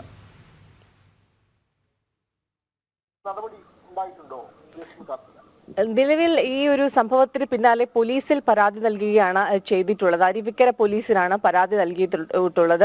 തുടർ നടപടികളായി പോകും എന്നുള്ളതാണ് പ്രദേശവാസികൾ പറയുന്നൊരു കാര്യം. റവന്യൂ വിഭാഗം ഇതുവരെ ഈ വിഷയത്തിൽ ഇടപെട്ടിട്ടില്ല. ആകെ ഇത് 20 സെന്റ് വസ്തുവാണ് ക്ഷേത്രത്തിൻ്റെതായിട്ടെന്ന് ഈ രാജകുടുംബം നൽകിയത്, ഈ ബ്രാഹ്മണ കുടുംബം നൽകിയത് 20 സെന്റ് വസ്തുവാണ്. പക്ഷേ അത് അളന്ന് തിട്ടപ്പെടുത്തിയ സമയത്ത് അത് 10 സെന്റ് മാത്രമേ ക്ഷേത്രത്തിൻ്റെതായിട്ടുള്ളൂ. അതിന്റെ ബാക്കിയുള്ള സെന്റ് ഈ മധു അപഹരിച്ചു എന്നുള്ളതാണ് പറയുന്ന ഒരു കാര്യം. ഏതായാലും ഈ കാവ് സംരക്ഷിക്കപ്പെടണം. കാവിനെ ഇത്തരത്തിൽ വെട്ടി നശിപ്പിക്കുന്നത് ക്രിമിനൽ കുറ്റം കൂടിയാണ്. പക്ഷേ ഇതിൽ പോലീസിന്റെ നടപടികൾ ഉൾപ്പെടെ വൈകുന്നു എന്നുള്ളൊരു പരാതിയും നിലനിൽക്കുന്നുണ്ട്. ഏതായാലും തുടർ നടപടികളുമായി മുന്നോട്ട് പോകുമെന്നുള്ളതാണ് പ്രദേശവാസികൾ അറിയിച്ചിട്ടുള്ളത്.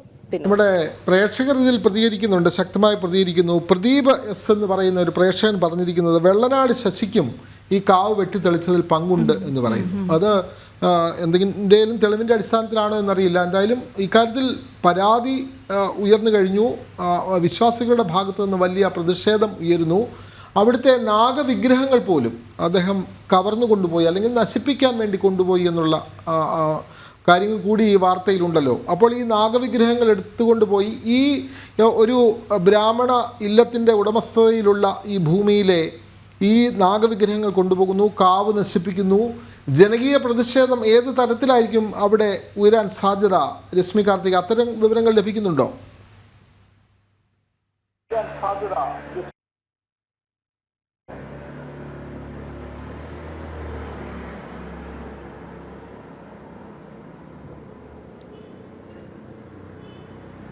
രശ്മി, കേൾക്കാമെങ്കിൽ ഈ വലിയ പ്രതിഷേധം വിശ്വാസികളുടെ ഭാഗത്തു നിന്ന് ഉയരുന്നു. ക്ഷേത്ര സംരക്ഷണ സമിതി അടക്കമുള്ള സംഘടനകൾ പ്രതിഷേധവുമായി രംഗത്ത് വരുന്നു. പക്ഷേ അദ്ദേഹം കാണിച്ച ക്രൂരത അല്ലെങ്കിൽ അദ്ദേഹം കാണിച്ച ആ ധിക്കാരം ഏതൊരു ഹിന്ദുവിൻ്റെ വിശ്വാസത്തെയും മുറിവേൽപ്പിക്കുന്നതാണ്. അപ്പോൾ ആ നാട്ടിലുള്ള ഹൈന്ദവ വിശ്വാസികളുടെ ഒരു പ്രതിഷേധം ഏത് തരത്തിൽ ഉയരാനാണ് സാധ്യത?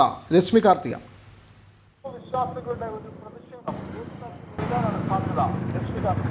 വലിയ രീതിയിൽ പ്രതിഷേധം ഉയരുന്നുണ്ട്. വിനോദ് സൂചിപ്പിച്ചതുപോലെ തന്നെ ഇത്തരത്തിൽ ഹിന്ദു വിശ്വാസികൾക്ക് വലിയ രീതിയിൽ അവർക്ക് വ്രണമേൽക്കുന്ന ഒരു പ്രവൃത്തി തന്നെയാണ് ഇത്തരത്തിൽ ഇയാളുടെ ഭാഗത്തു നിന്നും ഉണ്ടായിരിക്കുന്നത്. ഏറെ കാലമായി അയാൾ ക്ഷേത്രത്തിന്റെ കുറെ ഭൂമി ഇങ്ങനെ ഇത്തരത്തിൽ കയ്യേറി വരികയായിരുന്നു. അതിന് ഏറ്റവും ഒടുവിലാണ് ഒരു രാത്രി സംഘം ചേർന്നതെന്ന് കാവ് വെട്ടിത്തെളിക്കുന്ന ഒരു സാഹചര്യം ഉണ്ടായത്. അതിനുശേഷം ഈ നാഗവിഗ്രഹങ്ങൾ അവിടെ നിന്നും എടുത്ത് അപഹരിച്ച് സ്വന്തം വീട്ടിലേക്ക് കൊണ്ടുപോകുന്ന ഒരു സാഹചര്യം ഉണ്ടായത്. തീർച്ചയായും വലിയ രീതിയിലുള്ള ഒരു പ്രതിഷേധം ഇക്കാര്യത്തിൽ ഉയരുമെന്നുള്ള കാര്യത്തിൽ സംശയമില്ല. ഇതിനോടകം തന്നെ പ്രദേശവാസികൾ ഒന്നടങ്കം സംഘടിച്ചിട്ടുണ്ട്. പോലീസിൽ പരാതി നൽകിയത് കൊണ്ട് മാത്രമാണ് തൽക്കാലത്തേക്ക് മൗനം പാലിക്കുന്നത് എന്നുള്ളതാണ് പ്രദേശവാസികൾ പറയുന്ന ഒരു കാര്യം. പോലീസിന്റെ ഭാഗത്തു നിന്നും കൃത്യമായൊരു നടപടി ഇയാൾക്കെതിരെ ഉടൻ സ്വീകരിച്ചില്ലെങ്കിൽ വളരെ ശക്തമായിട്ടുള്ള പ്രതിഷേധവുമായി മുന്നോട്ട് പോകും എന്നുള്ളത് തന്നെയാണ്. ഇത്തരത്തിൽ കാവ് വെട്ടിത്തെളിക്കുക എന്നുള്ളത് ഒരു തരത്തിലും അംഗീകരിക്കാൻ കഴിയുന്ന ഒരു കാര്യമല്ല. ഇത് അതിപുരാതനമായ, അതായത് നമ്മളോട് പ്രതികരിച്ചവരുടെ കുട്ടിക്കാലം മുതൽ അവർ ആ കാവിലെത്തുകയും അവിടെ ആയില്യ പൂജ നടക്കാറുണ്ട്, അവിടെ പ്രാർത്ഥിക്കാറുണ്ട്. അവരുടെ ഒരു വിശ്വാസത്തിന്റെ ഭാഗമാണ്. അത്രത്തോളം അതിപുരാതനമായ ഒരു കാവാണ്. ആ കാവിനെയാണ് ഇത്തരത്തിൽ വളരെ നീചമായിട്ടുള്ള ഒരു പ്രവൃത്തിയാണ് CPM നേതാവിന്റെ ഭാഗത്തുനിന്ന് ഉണ്ടായിട്ടുള്ളത്. അയാളുടെ സ്വന്തം ഭൂമി വിൽക്കുന്നതിന് വേണ്ടിയാണ് ഈ കാവ് ഇതേ രീതിയിൽ വെട്ടിത്തെളിക്കുകയും അതോടൊപ്പം തന്നെ വളരെ പരിപാവനമായിട്ടുള്ള നാഗവിഗ്രഹങ്ങൾ അപഹരിച്ച് അയാളുടെ വീട്ടിലേക്ക് കൊണ്ടുപോവുകയും ചെയ്തിട്ടുള്ളത്. ഏതായാലും പോലീസ് ഇപ്പോൾ നിലവിൽ പറഞ്ഞിരിക്കുന്നത് ഉടൻ നടപടി ഉണ്ടാകും എന്നുള്ള ഒരു ഉറപ്പ് പ്രദേശവാസികൾക്ക് നൽകിയത് കൊണ്ട് മാത്രമാണ് അവർ താൽക്കാലികമായി മൗനം പാലിക്കുന്നത്. ഇതിൽ എന്തെങ്കിലും തരത്തിൽ ഉടൻ ശക്തമായ ഒരു നടപടിയിലേക്ക് കടന്നില്ല എന്നുണ്ടെങ്കിൽ വലിയ രീതിയിലുള്ള ഒരു പ്രതിഷേധവുമായി മുന്നോട്ട് പോകും എന്നുള്ളതാണ് പ്രദേശവാസികളും ക്ഷേത്ര സംരക്ഷണ സമിതി ഉൾപ്പെടെ നിലവിൽ അറിയിച്ചിരിക്കുന്നത്. വിനോദ്. അതെ, ഗിരിജ CS ചോദിക്കുന്നു, എന്ത് ഹിന്ദുനാമത്തിലുള്ള ഒരു കമ്മ്യൂണിസ്റ്റ് എന്ന് പറയുമ്പോൾ കമ്മ്യൂണിസ്റ്റിന് എന്ത് ഹിന്ദുനാമം എന്നൊക്കെ ചോദിക്കുന്നുണ്ട്. അതുപോലെ തന്നെ പ്രീതി എന്ന് പറയുന്ന പ്രേക്ഷക പറയുന്നു, നാഗങ്ങളെ നശിപ്പിക്കുന്നത് അത് വലിയ നാശത്തിലേക്കാണ് കാര്യങ്ങൾ നീങ്ങുന്നത് എന്ന് പറയുന്നു. വലിയ പ്രതിഷേധമാണ് ഈ നമ്മുടെ സമൂഹ മാധ്യമത്തിലും പ്രേക്ഷകർ ഇക്കാര്യത്തിൽ. ഇത് മാത്രമല്ല, അതിനോടനുബന്ധിച്ച് ആ പരിസ്ഥിതിയെ പോലും സംരക്ഷിക്കുന്നതായിരുന്നു ഇത്തരം കാവുകൾ. അതങ്ങനെ സംരക്ഷിക്കപ്പെട്ടു പോകുന്നതുമാണ്. വിശ്വാസങ്ങളും ഒപ്പം പ്രകൃതിയെ കൂടി ചേർത്ത് പിടിച്ചുകൊണ്ടുള്ള കാവും കുളവും ഒക്കെ നമ്മുടെ പരിസ്ഥിതിയുമായി ബന്ധപ്പെട്ട് കിടക്കുന്നതാണ്. അപ്പോൾ വെട്ടി നശിപ്പിക്കപ്പെടുമ്പോൾ അത് ഇത്തരത്തിൽ ഹിന്ദു വിരുദ്ധതയ്ക്കൊപ്പം തന്നെ നമുക്കറിയാം അത് നമ്മുടെ നാടിന് കൂടി ആപത്താണ് എന്നുള്ള കാര്യത്തിൽ തർക്കമില്ല. അങ്ങനെ കൂടി തീർച്ചയായും വിലയിരുത്തപ്പെടേണ്ട ഒരു വിഷയമാണ്. അതേസമയം എന്തുകൊണ്ട് നശിപ്പിക്കാൻ സാധിക്കുന്നു എന്ന് ചോദിച്ചാൽ പലയിടങ്ങളിലും ഇത്തരത്തിൽ വെട്ടി നശിപ്പിക്കലുകൾ നടക്കുന്നുണ്ടല്ലോ. പക്ഷേ ഇത് എന്തുകൊണ്ട് ഈ ഇത്തരം നാഗരകാവുകളിലേക്കൊക്കെ ചോദിക്കാനും പറയാനും ആർക്കും ഇല്ലാതെ കടന്നു കയറാൻ കഴിയുന്നു എന്നുള്ളത് നമ്മൾ ശ്രദ്ധിക്കപ്പെടേണ്ട വിഷയവും തന്നെയാണ്. മറ്റൊരു വാർത്തയിലേക്ക് പോകാം. കണ്ണൂർ സർവകലാശാല VC-ക്കെതിരെ കോളേജ് പ്രിൻസിപ്പൽ. ഔദ്യോഗിക ഫലപ്രഖ്യാപനം വരുന്നതിന് മുമ്പേ റിസൾട്ട് പുറത്തായ സംഭവത്തിൽ പിഴവ് സർവകലാശാലയ്ക്കെന്ന് പൈസഗിരി ദേവമാതാ കോളേജ് പ്രിൻസിപ്പൽ പറയുന്നു. പരീക്ഷാഫലം ഉച്ചയ്ക്ക് 2 മണിക്ക് പ്രിൻസിപ്പൽമാർക്കുള്ള പോർട്ടലിൽ വന്നു. ഇത് വിദ്യാർത്ഥികൾക്ക് ഡൗൺലോഡ് ചെയ്ത് നൽകിയെന്ന് പ്രിൻസിപ്പൽ ഡോക്ടർ MJ മാത്യു. കോളേജിനെ പഴിചാരി രക്ഷപ്പെടാനുള്ള ശ്രമമാണ് നടക്കുന്നതെന്നും പ്രിൻസിപ്പൽ പറയുന്നു. സംഭവത്തിൽ വിജിലൻസ് അന്വേഷണം വേണമെന്ന് കോളേജ് പ്രിൻസിപ്പൽ ആവശ്യപ്പെട്ടു. തൽക്കാലം ഇത് ഒരു പുകമറ സൃഷ്ടിച്ചു, അങ്ങനെ തന്നെ VC-യോട് പറഞ്ഞു, പുകമറ സൃഷ്ടിക്കും. കോളേജിന്റെ പ്രിൻസിപ്പലിന്റെ മുകളിൽ പുകമറ സൃഷ്ടിച്ചുകൊണ്ട് ആരെങ്കിലും നിങ്ങൾ ബലിയാടാക്കിക്കൊണ്ട് ഒരു എൻക്വയറി എന്ന് പറഞ്ഞ് പ്രവർത്തനം നടത്തുന്നതിന് രക്ഷപ്പെടാമെന്ന് വിചാരിക്കുക. അങ്ങനെയാണ് ഈ ഫലപ്രഖ്യാപനം നടത്തിയിരിക്കുന്നത്. ഇത് തെറ്റുപറ്റിയിരിക്കുന്നത് ഇത് ആക്ച്വലി ചോർച്ചയല്ല, പക്ഷെ തെറ്റുപറ്റിയിരിക്കുന്നത് ഇത് പ്രൊസീജിയർ വയലേഷനാണ്. ഇത് ശരിക്കും ഫലപ്രഖ്യാപനം നടത്തിയതിനു ശേഷം കൺട്രോളറുടെ ഓഫീസ് ഈ ഫലപ്രഖ്യാപനം നടത്തിയ ശേഷം മാത്രമാണ് ഇത് ബാക്കി എല്ലാവർക്കും ഇത് ആക്സസ് ആവേണ്ടത്. അതിനു മുമ്പ് എങ്ങനെയാണ് ഈ റിസൾട്ട് എല്ലാ കോളേജുകൾക്കും ഔദ്യോഗിക പോർട്ടലിൽ തന്നെ പോയത്? ഇതിന് ഉത്തരവാദിത്വം പറയേണ്ട യൂണിവേഴ്സിറ്റി അല്ലേ? ഇതിന് മറുപടി പറയേണ്ട യൂണിവേഴ്സിറ്റിയാണ്. എസ് മിഥുൻ പിള്ള വിവരങ്ങളുമായി ചേരുന്നുണ്ട്. മിഥുൻ, അതിൽ പക്ഷേ ഈ കണ്ണൂർ സർവകലാശാല VC-ക്കെതിരെ ഇപ്പോൾ കോളേജ് പ്രിൻസിപ്പൽ പറയുന്ന കാര്യങ്ങൾ ഇത് ഈ കോളേജിനെ പഴിചാരാനുള്ള ഒരു രക്ഷപ്പെടൽ, അത് അത്തരത്തിലുള്ള രക്ഷപ്പെടൽ തന്ത്രം മാത്രമാണെന്നാണ് മിഥുൻ.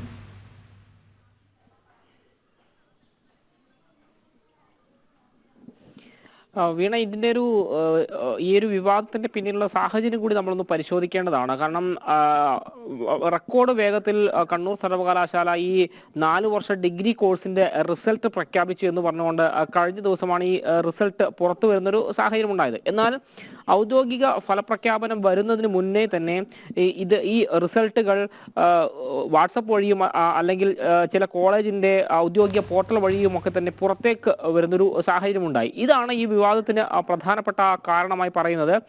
കഴിഞ്ഞ ദിവസം സർവകലാശാല പുറത്തിറക്കിയ ഒരു പത്രക്കുറിപ്പിൽ പറഞ്ഞിരിക്കുന്നത് ഇത് ഒരു കോളേജിന്റെ ഭാഗത്തു നിന്നുണ്ടായ വീഴ്ചയാണെന്നൊരു വിമർശനമാണ് സർവകലാശാല ഉയർത്തിയത്. എന്നാൽ അത് കോളേജിന്റെ ഭാഗത്തു നിന്നുള്ള വീഴ്ചയല്ല എന്നാണ് ഈ ആരോപണ വിധേയനായ പൈസക്കരി ദേവമാതാ കോളേജിന്റെ പ്രിൻസിപ്പൽ ഇപ്പോൾ വ്യക്തമാക്കിയിരിക്കുന്നത്. അദ്ദേഹം പറഞ്ഞത്, അതായത് ഇന്നലെയാണ് റിസൾട്ട് വരേണ്ടത്. ഇന്നലെ ഏതാണ്ട് ഉച്ചയ്ക്ക് 2:30 തന്നെ ഈ കോളേജ് പ്രിൻസിപ്പൽമാരുടെ ഔദ്യോഗിക പോർട്ടലിലേക്ക് റിസൾട്ട് വന്നു. സ്വാഭാവികമായും അത്തരത്തിൽ റിസൾട്ട് വന്നു കഴിഞ്ഞാൽ അത് പബ്ലിഷ് ചെയ്യുക എന്നുള്ളതാണ് പ്രിൻസിപ്പൽമാർ ചെയ്യുക. അതിൻ്റെ ഭാഗമായി അത് വിദ്യാർത്ഥികൾക്ക് നൽകുകയും ചെയ്യുന്ന ഒരു സാഹചര്യമാണ് ഉണ്ടായത്.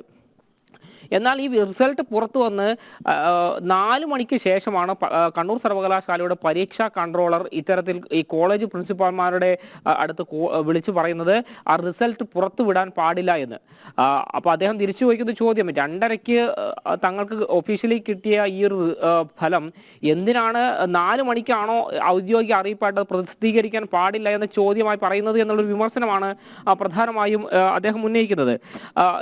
ഈ ഒരു വിഷയത്തിൽ പിഴവ് പൂർണ്ണമായും സർവകലാശാലയ്ക്കാണ് വന്നതെന്നാണ് പൈസക്കരി ദേവമാതാ കോളേജ് പ്രിൻസിപ്പളായ ഡോക്ടർ MJ മാത്യു പറയുന്നത്. മാത്രമല്ല ഇങ്ങനെ ഇത് ഇപ്പോൾ പുറത്തു വന്ന റിസൾട്ട് അത് ടെസ്റ്റ് ആണെന്നും അത് പുറത്തുവിടരുതെന്നും വളരെ വൈകിയാണ് പരീക്ഷാ കൺട്രോളറും രജിസ്ട്രാറും വിളിച്ചു പറയുന്നത്. അത് തന്നെ സർവകലാശാലയുടെ ഭാഗത്തു നിന്നുള്ള വീഴ്ചയാണ് എന്ന് അദ്ദേഹം ആവർത്തിച്ച് പറയുന്നുണ്ട്. മാത്രമല്ല കോളേജിനെ പഴിചാരിക്കൊണ്ട് സർവകലാശാലയുടെ ഭാഗത്തു നിന്നുള്ള വീഴ്ച മറച്ചു വെക്കാനുള്ള ശ്രമമാണ് ഇതിന്റെ ഭാഗമായി നടക്കുന്നതെന്നും അദ്ദേഹം പറയുന്നു. മാത്രമല്ല ഈ വിഷയവുമായി ബന്ധപ്പെട്ട് സർവകലാശാല ഏർപ്പെടുത്തുന്ന അന്വേഷണ സമിതിയല്ല ഈ വിഷയം അന്വേഷിക്കേണ്ടത്. സംഭവത്തിൽ വീഴ്ച പറ്റിയിട്ടുണ്ടോ എന്ന് വിജിലൻസ് അന്വേഷണം തന്നെ വേണമെന്നൊരു ആവശ്യം തന്നെയാണ് ഈ പൈസക്കരി ദേവമാതാ കോളേജ് പ്രിൻസിപ്പൽ ഇപ്പോൾ ഉന്നയിക്കുന്നത്. കാരണം സർവകലാശാല അന്വേഷണം നടത്തി ഏതെങ്കിലും ഒരു നിരപരാധിയെ ശിക്ഷിക്കുന്ന ഒരു നടപടി ഉണ്ടാകാൻ പാടില്ല. അതുകൊണ്ട് തന്നെ കൃത്യമായ വിജിലൻസ് അന്വേഷണമാണ് ഈ വിഷയത്തിൽ വേണ്ടതെന്നൊരു ആവശ്യം കൂടി അദ്ദേഹം ഉന്നയിക്കുന്നുണ്ട്. വീണ, ശരി മിഥുൻ, വിജിലൻസ് അന്വേഷണം വേണമെന്നാണ് അദ്ദേഹം ആവശ്യപ്പെടുന്നത്.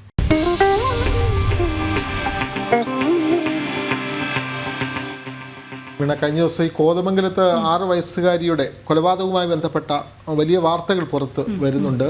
കോതമംഗലം നെല്ലിക്കുഴിയിലെ 6 വയസ്സുകാരിയുടെ കൊലപാതകത്തിന് പിന്നിൽ ദുരൂഹതകൾ. കുട്ടിയുടെ രണ്ടാനമ്മ അനീഷയുടെ അറസ്റ്റ് രേഖപ്പെടുത്തി. കുട്ടിയുടെ പിതാവ് അജാസ് ഖാനെ പോലീസ് ചോദ്യം ചെയ്തു വരികയാണ്. ഇവരുടെ അയൽവാസിയായ ഒരാളെ കൂടി കസ്റ്റഡിയിൽ ചോദ്യം ചെയ്യുന്നു. വിവരങ്ങളുമായി കിരൺകുമാർ ചേരുന്നു. കിരൺ, നമ്മളെല്ലാം ഞെട്ടിപ്പിച്ച വാർത്തയാണ്. 6 വയസ്സുകാരിയുടെ മരണം അത് കൊലപാതകമാണ് എന്ന് തെളിയുന്നു. അതിന് പിന്നിൽ രണ്ടാനമ്മയാണ്, അച്ഛനും കൂടെ ചേർന്നുള്ള ഒരു കൊലപാതകം. ഇപ്പോൾ അയൽവാസിയെ കൂടി കസ്റ്റഡിയിലെടുത്തിരിക്കുന്നു. കൂടുതൽ വിവരങ്ങൾ. ഈ 6 വയസ്സുകാരിയുടെ കൊലപാതകത്തിൽ ചില ദുരൂഹതകൾ കൂടി പുറത്തു വരികയാണ്. ഈ കൊലപാതകത്തിന് പിന്നിൽ ദുർമന്ത്രവാദമാണോ എന്നതടക്കമുള്ള സംശയങ്ങൾ ഉയരുന്നുണ്ട്. ഇന്നലെ രാവിലെയായിരുന്നു കുട്ടിയെ വീടിനുള്ളിൽ മരിച്ച നിലയിൽ കണ്ടെത്തിയത്. മിനിഞ്ഞാന്ന് രാത്രി ഉറങ്ങാൻ കിടന്ന കുട്ടി പിന്നീട് ഇന്നലെ രാവിലെ അച്ഛൻ വന്ന് വിളിക്കുന്ന സമയത്ത് എഴുന്നേൽക്കുന്നില്ല എന്ന് പറഞ്ഞുകൊണ്ടായിരുന്നു ഇവർ ആദ്യം ഈ വിവരം പുറത്തറിയിക്കുന്നത്. പിന്നീട് നടത്തിയ പരിശോധനയിൽ കുട്ടിയുടെ ദേഹത്ത് മുറിവ് അടക്കമുള്ള കാര്യങ്ങൾ കണ്ടെത്തിയിരുന്നു. പോസ്റ്റ്മോർട്ടത്തിലാണ് കുട്ടിയെ ശ്വാസം മുട്ടിച്ചാണ് കൊലപ്പെടുത്തിയത് എന്നുള്ളൊരു വിവരം പുറത്തു വരുന്നത്. ഈ കുട്ടിയുടെ രണ്ടാനമ്മയാണ് കൊലപാതകത്തിന് പിന്നിൽ എന്നുള്ളൊരു കാര്യം പോലീസിന് വ്യക്തമായിട്ടുണ്ട്. ഇതിന്റെ അടിസ്ഥാനത്തിൽ രണ്ടാനമ്മയായിട്ടുള്ള അനിഷയെ പോലീസ് അറസ്റ്റും ചെയ്തിട്ടുണ്ട്. ഈ രണ്ടാനമ്മ കുട്ടിയുടെ മൂക്കും വായും പൊത്തിപ്പിടിച്ച് ശ്വാസം മുട്ടിച്ച് കൊല്ലുകയായിരുന്നു എന്നുള്ളൊരു വിവരമാണ് പോലീസ് പങ്കുവെക്കുന്നത്. അതേസമയം തന്നെ മിനിഞ്ഞാന്ന് രാത്രിയിൽ ഇവരുടെ വീട്ടിലെത്തിയ ചില ആളുകളെയും പോലീസ് ഇപ്പോൾ ചോദ്യം ചെയ്തു വരികയാണ്. ഒരു മുസ്ലിം പണ്ഡിതനായിട്ടുള്ള ആളും തലേ ദിവസം രാത്രി ഇവിടെ എത്തുകയും ഇവിടെ വീട്ടിൽ ചില ആചാരപരമായിട്ടുള്ള ചില ചടങ്ങുകൾ നടത്തിയിരുന്നു. ഇത് ദുർമന്ത്രവാദം തന്നെയാണ് കൊലപാതകത്തിലേക്ക് നയിച്ചത്. കൂടുതൽ ഇങ്ങനെ വെളിവായി വരികയാണ്. SOG കമാൻഡോ വിനീതിന്റെ മരണത്തിൽ വീട്ടുകാരുടെ മൊഴിയെടുത്ത അന്വേഷണ സംഘം വയനാട് കോട്ടത്തറ തെക്കുംതറയിലെ വീട്ടിലെത്തിയാണ് മൊഴിയെടുത്തത്. മൊഴികൾ പരിശോധിച്ച ശേഷമാകും തുടർ നടപടികൾ. ശിവദാസ് കന്മനം ചേരുന്ന വിവരങ്ങളുമായി. ശിവദാസ്, എന്താണ് നടന്ന നടപടി? അരീക്കോട് SOG ക്യാമ്പിലെ കമാൻഡോ വിനീത് ആത്മഹത്യ ചെയ്ത സംഭവത്തിലാണ് ഇപ്പോൾ കൊണ്ടോട്ടി ഡിവൈഎസ്പി സീതുവിന്റെ നേതൃത്വത്തിലുള്ള സംഘം അന്വേഷണം നടത്തുന്നത്. ഈ സംഭവത്തിൽ കഴിഞ്ഞ ദിവസം SOG കമാൻഡോ വിനീതിന്റെ സഹപ്രവർത്തകരുടെ മൊഴി രേഖപ്പെടുത്തിയിരുന്നു. ഈ മൊഴിയിൽ മേലുദ്യോഗസ്ഥരുടെ പീഡനമാണ് ആത്മഹത്യക്ക് കാരണം എന്ന മൊഴി അവർ നൽകിയിരുന്നു. ഇതിന് പിന്നാലെയാണ് വീട്ടുകാരുടെ മൊഴി കൂടി രേഖപ്പെടുത്തിയത്. അതായത് വിനീതിന്റെ വയനാട്ടിലെ കൽപ്പറ്റ കോട്ടത്തറയിലെ വീട്ടിലെത്തി വീട്ടുകാരുടെ മൊഴിയാണ് രേഖപ്പെടുത്തിയത്. അവധിയുമായി ബന്ധപ്പെട്ടുള്ള പരാമർശങ്ങൾ നേരത്തെ വിവാദമായിരുന്നു. അതായത് അവധി കൃത്യമായി നൽകിയിരുന്നില്ല എന്നുള്ളത് എല്ലാം തന്നെ വലിയ വിവാദമായിരുന്നു. ഇതിന്റെ പശ്ചാത്തലത്തിലാണ് വീട്ടുകാരുടെ കൂടി മൊഴി രേഖപ്പെടുത്തിയത്. അവധിക്ക് നേരത്തെ അപേക്ഷിച്ചിരുന്നു എന്നാണ് വീട്ടുകാർ അന്വേഷണ സംഘത്തിന് നൽകിയ മൊഴി. ഇതുമായി ബന്ധപ്പെട്ടുള്ള കൂടുതൽ നടപടി വരും ദിവസങ്ങളിൽ തന്നെ അന്വേഷണ സംഘം സ്വീകരിക്കും. മാത്രമല്ല കൂടുതൽ മേലുദ്യോഗസ്ഥരുടെ മൊഴികൾ കൂടി ശേഖരിക്കാനുള്ള തയ്യാറെടുപ്പിൽ തന്നെയാണ് അന്വേഷണ സംഘം ഉള്ളത്. ഇതിന്റെ ഭാഗമായാണ് നേരത്തെ SOG കമാൻഡോകളുടെ മൊഴി കൂടി രേഖപ്പെടുത്തിയത്. നമുക്കറിയാം വലിയ രീതിയിലുള്ള പീഡനത്തെ തുടർന്നാണ് കമാൻഡോ വിനീത് ആത്മഹത്യ ചെയ്തത്. 3 ദിവസം മുൻപാണ് അരീക്കോട് SOG ക്യാമ്പിലെ കമാൻഡോ വിനീത് സ്വയം നിറയൊഴിച്ച് ആത്മഹത്യ ചെയ്തത്. നേരത്തെ ഇവിടെ മേലുദ്യോഗസ്ഥന് പ്രത്യേകിച്ച് AC അജിത്തിന്റെ പേര് എഴുതി വെച്ചുകൊണ്ടാണ് അദ്ദേഹം ആത്മഹത്യ ചെയ്തത്. അദ്ദേഹത്തിന്റെ സുഹൃത്തിന് നൽകുകയായിരുന്നു. ഏതായാലും വീട്ടുകാരുടെ മൊഴി എടുത്തിട്ടുണ്ട്. നമുക്കിതിന്റെ സമയം അവസാനിക്കുകയാണ്. പുത്തൻപുലരി സമയം അവസാനിക്കുന്നു. നമുക്ക് ഒരു വാർത്ത കൂടി പറഞ്ഞ് പുത്തൻപുലരി അവസാനിപ്പിക്കാം. ഒരു 5 വയസ്സുകാരൻ്റെ സാഹസികമായ ഇടപെടലാണ് ഇന്നത്തെ പുത്തൻപുലരിയിലെ ബുള്ളറ്റിൽ അവസാനമായി നമ്മൾ നൽകുന്ന വാർത്ത. പാലക്കാട് മണ്ണാർക്കാട് 5ാം ക്ലാസ്സുകാരൻ്റെ സംയോജിത ഇടപെടൽ. അപകടത്തിൽ നിന്നും 2 ജീവനുകൾ രക്ഷിച്ചു. കോട്ടോപ്പാടം കല്ലടി അബ്ദുഹാജി ഹയർ സെക്കൻഡറി സ്കൂളിലെ 5ാം ക്ലാസ് വിദ്യാർത്ഥി മുഹമ്മദ് സിദാന്റെ സമയോചിത ഇടപെടലാണ് കൂട്ടുകാരായ 2 പേരുടെ ജീവൻ രക്ഷിച്ചത്. വൈദ്യുതാഘാതത്തിൽ നിന്നാണ് ഇവരെ രക്ഷപ്പെടുത്തിയത്. വൈദ്യുതി പോസ്റ്റിൽ നിന്നും ഷോക്കേറ്റ കൂട്ടുകാരെ സിദാൻ പെട്ടെന്ന് തന്നെ രക്ഷിക്കുകയായിരുന്നു. കഴിഞ്ഞ ദിവസം അർദ്ധവാർഷിക പരീക്ഷ എഴുതാനായി വീടിനടുത്തുള്ള ബസ് സ്റ്റോപ്പിൽ സ്കൂൾ ബസ് കാത്തു നിൽക്കുകയായിരുന്നു സിദാനും കൂട്ടുകാരായ 5ാം ക്ലാസ് വിദ്യാർത്ഥി മുഹമ്മദ് റാജിഹും 7ാം ക്ലാസ് വിദ്യാർത്ഥി ഷഹജാസും. ഈ സമയം പ്ലാസ്റ്റിക് പാത്രം കൊണ്ട് കളിക്കുകയായിരുന്ന മുഹമ്മദ് റാജിഹ് പാത്രം തെറിച്ചു പോയപ്പോൾ അതെടുക്കാൻ ശ്രമിക്കുന്നതിനിടെ വൈദ്യുതി പോസ്റ്റിൽ സ്ഥാപിച്ചിരുന്ന ഫ്യൂസിൽ കയറി പിടിക്കുകയായിരുന്നു. ഫ്യൂസിൽ നിന്ന് ഷോക്കേറ്റ റാജിഹിനെ രക്ഷിക്കാൻ 7ാം ക്ലാസ് വിദ്യാർത്ഥിയായ ഷഹജാസ് ശ്രമിച്ചെങ്കിലും ഷഹജാസിനും ഷോക്കേറ്റു. ഞാൻ ഒരു ഡപ്പയും കൊണ്ട് കളിച്ചതായിരുന്നു. അപ്പം ആ ഡപ്പ അടിച്ചിട്ട് കാട്ടിൽ പോയി. ഞാൻ ഒരു പോസ്റ്റിന് ചോട്ടിയ മതിലിന് കയറി. എന്നിട്ട് അത് എടുക്കാൻ ഇറങ്ങിയപ്പോൾ ആ പക്കത്ത് കൂടി ഇറങ്ങാൻ നോക്കിയപ്പോൾ എൻ്റെ കൈ ഇപ്പോൾ ഫ്യൂസിൻ്റെ അടിയിൽ കുടുങ്ങി. അപ്പോൾ ആ കൈ എടുക്കാൻ പറ്റില്ല. അപ്പോൾ ഇടത്തെ കൈ കൊണ്ട് വലത്തെ കൈ എടുക്കാൻ നോക്കിയപ്പോഴാണ് ഷോക്കടിച്ചത്. എന്നാൽ 2 സുഹൃത്തുക്കൾക്കും ഷോക്കേറ്റത് കണ്ട മുഹമ്മദ് സിദാന് സ്വന്തം ജീവന് അപകടവും ഗുരുതരവുമായ പരിക്കുകൾ പറ്റുമെന്നതും കണക്കിലെടുക്കാതെ ഒരു ഉണക്ക വടിയെടുത്തടിച്ച് സുഹൃത്തുക്കളെ രക്ഷിക്കുകയായിരുന്നു. എനിക്ക് ഷോക്കടിച്ചു ഞങ്ങൾ അറിഞ്ഞപ്പം നേരത്തെ ഒരു മുള്ളും കട്ടിലെന്നാ വടി ഉണ്ടാകുന്നത്.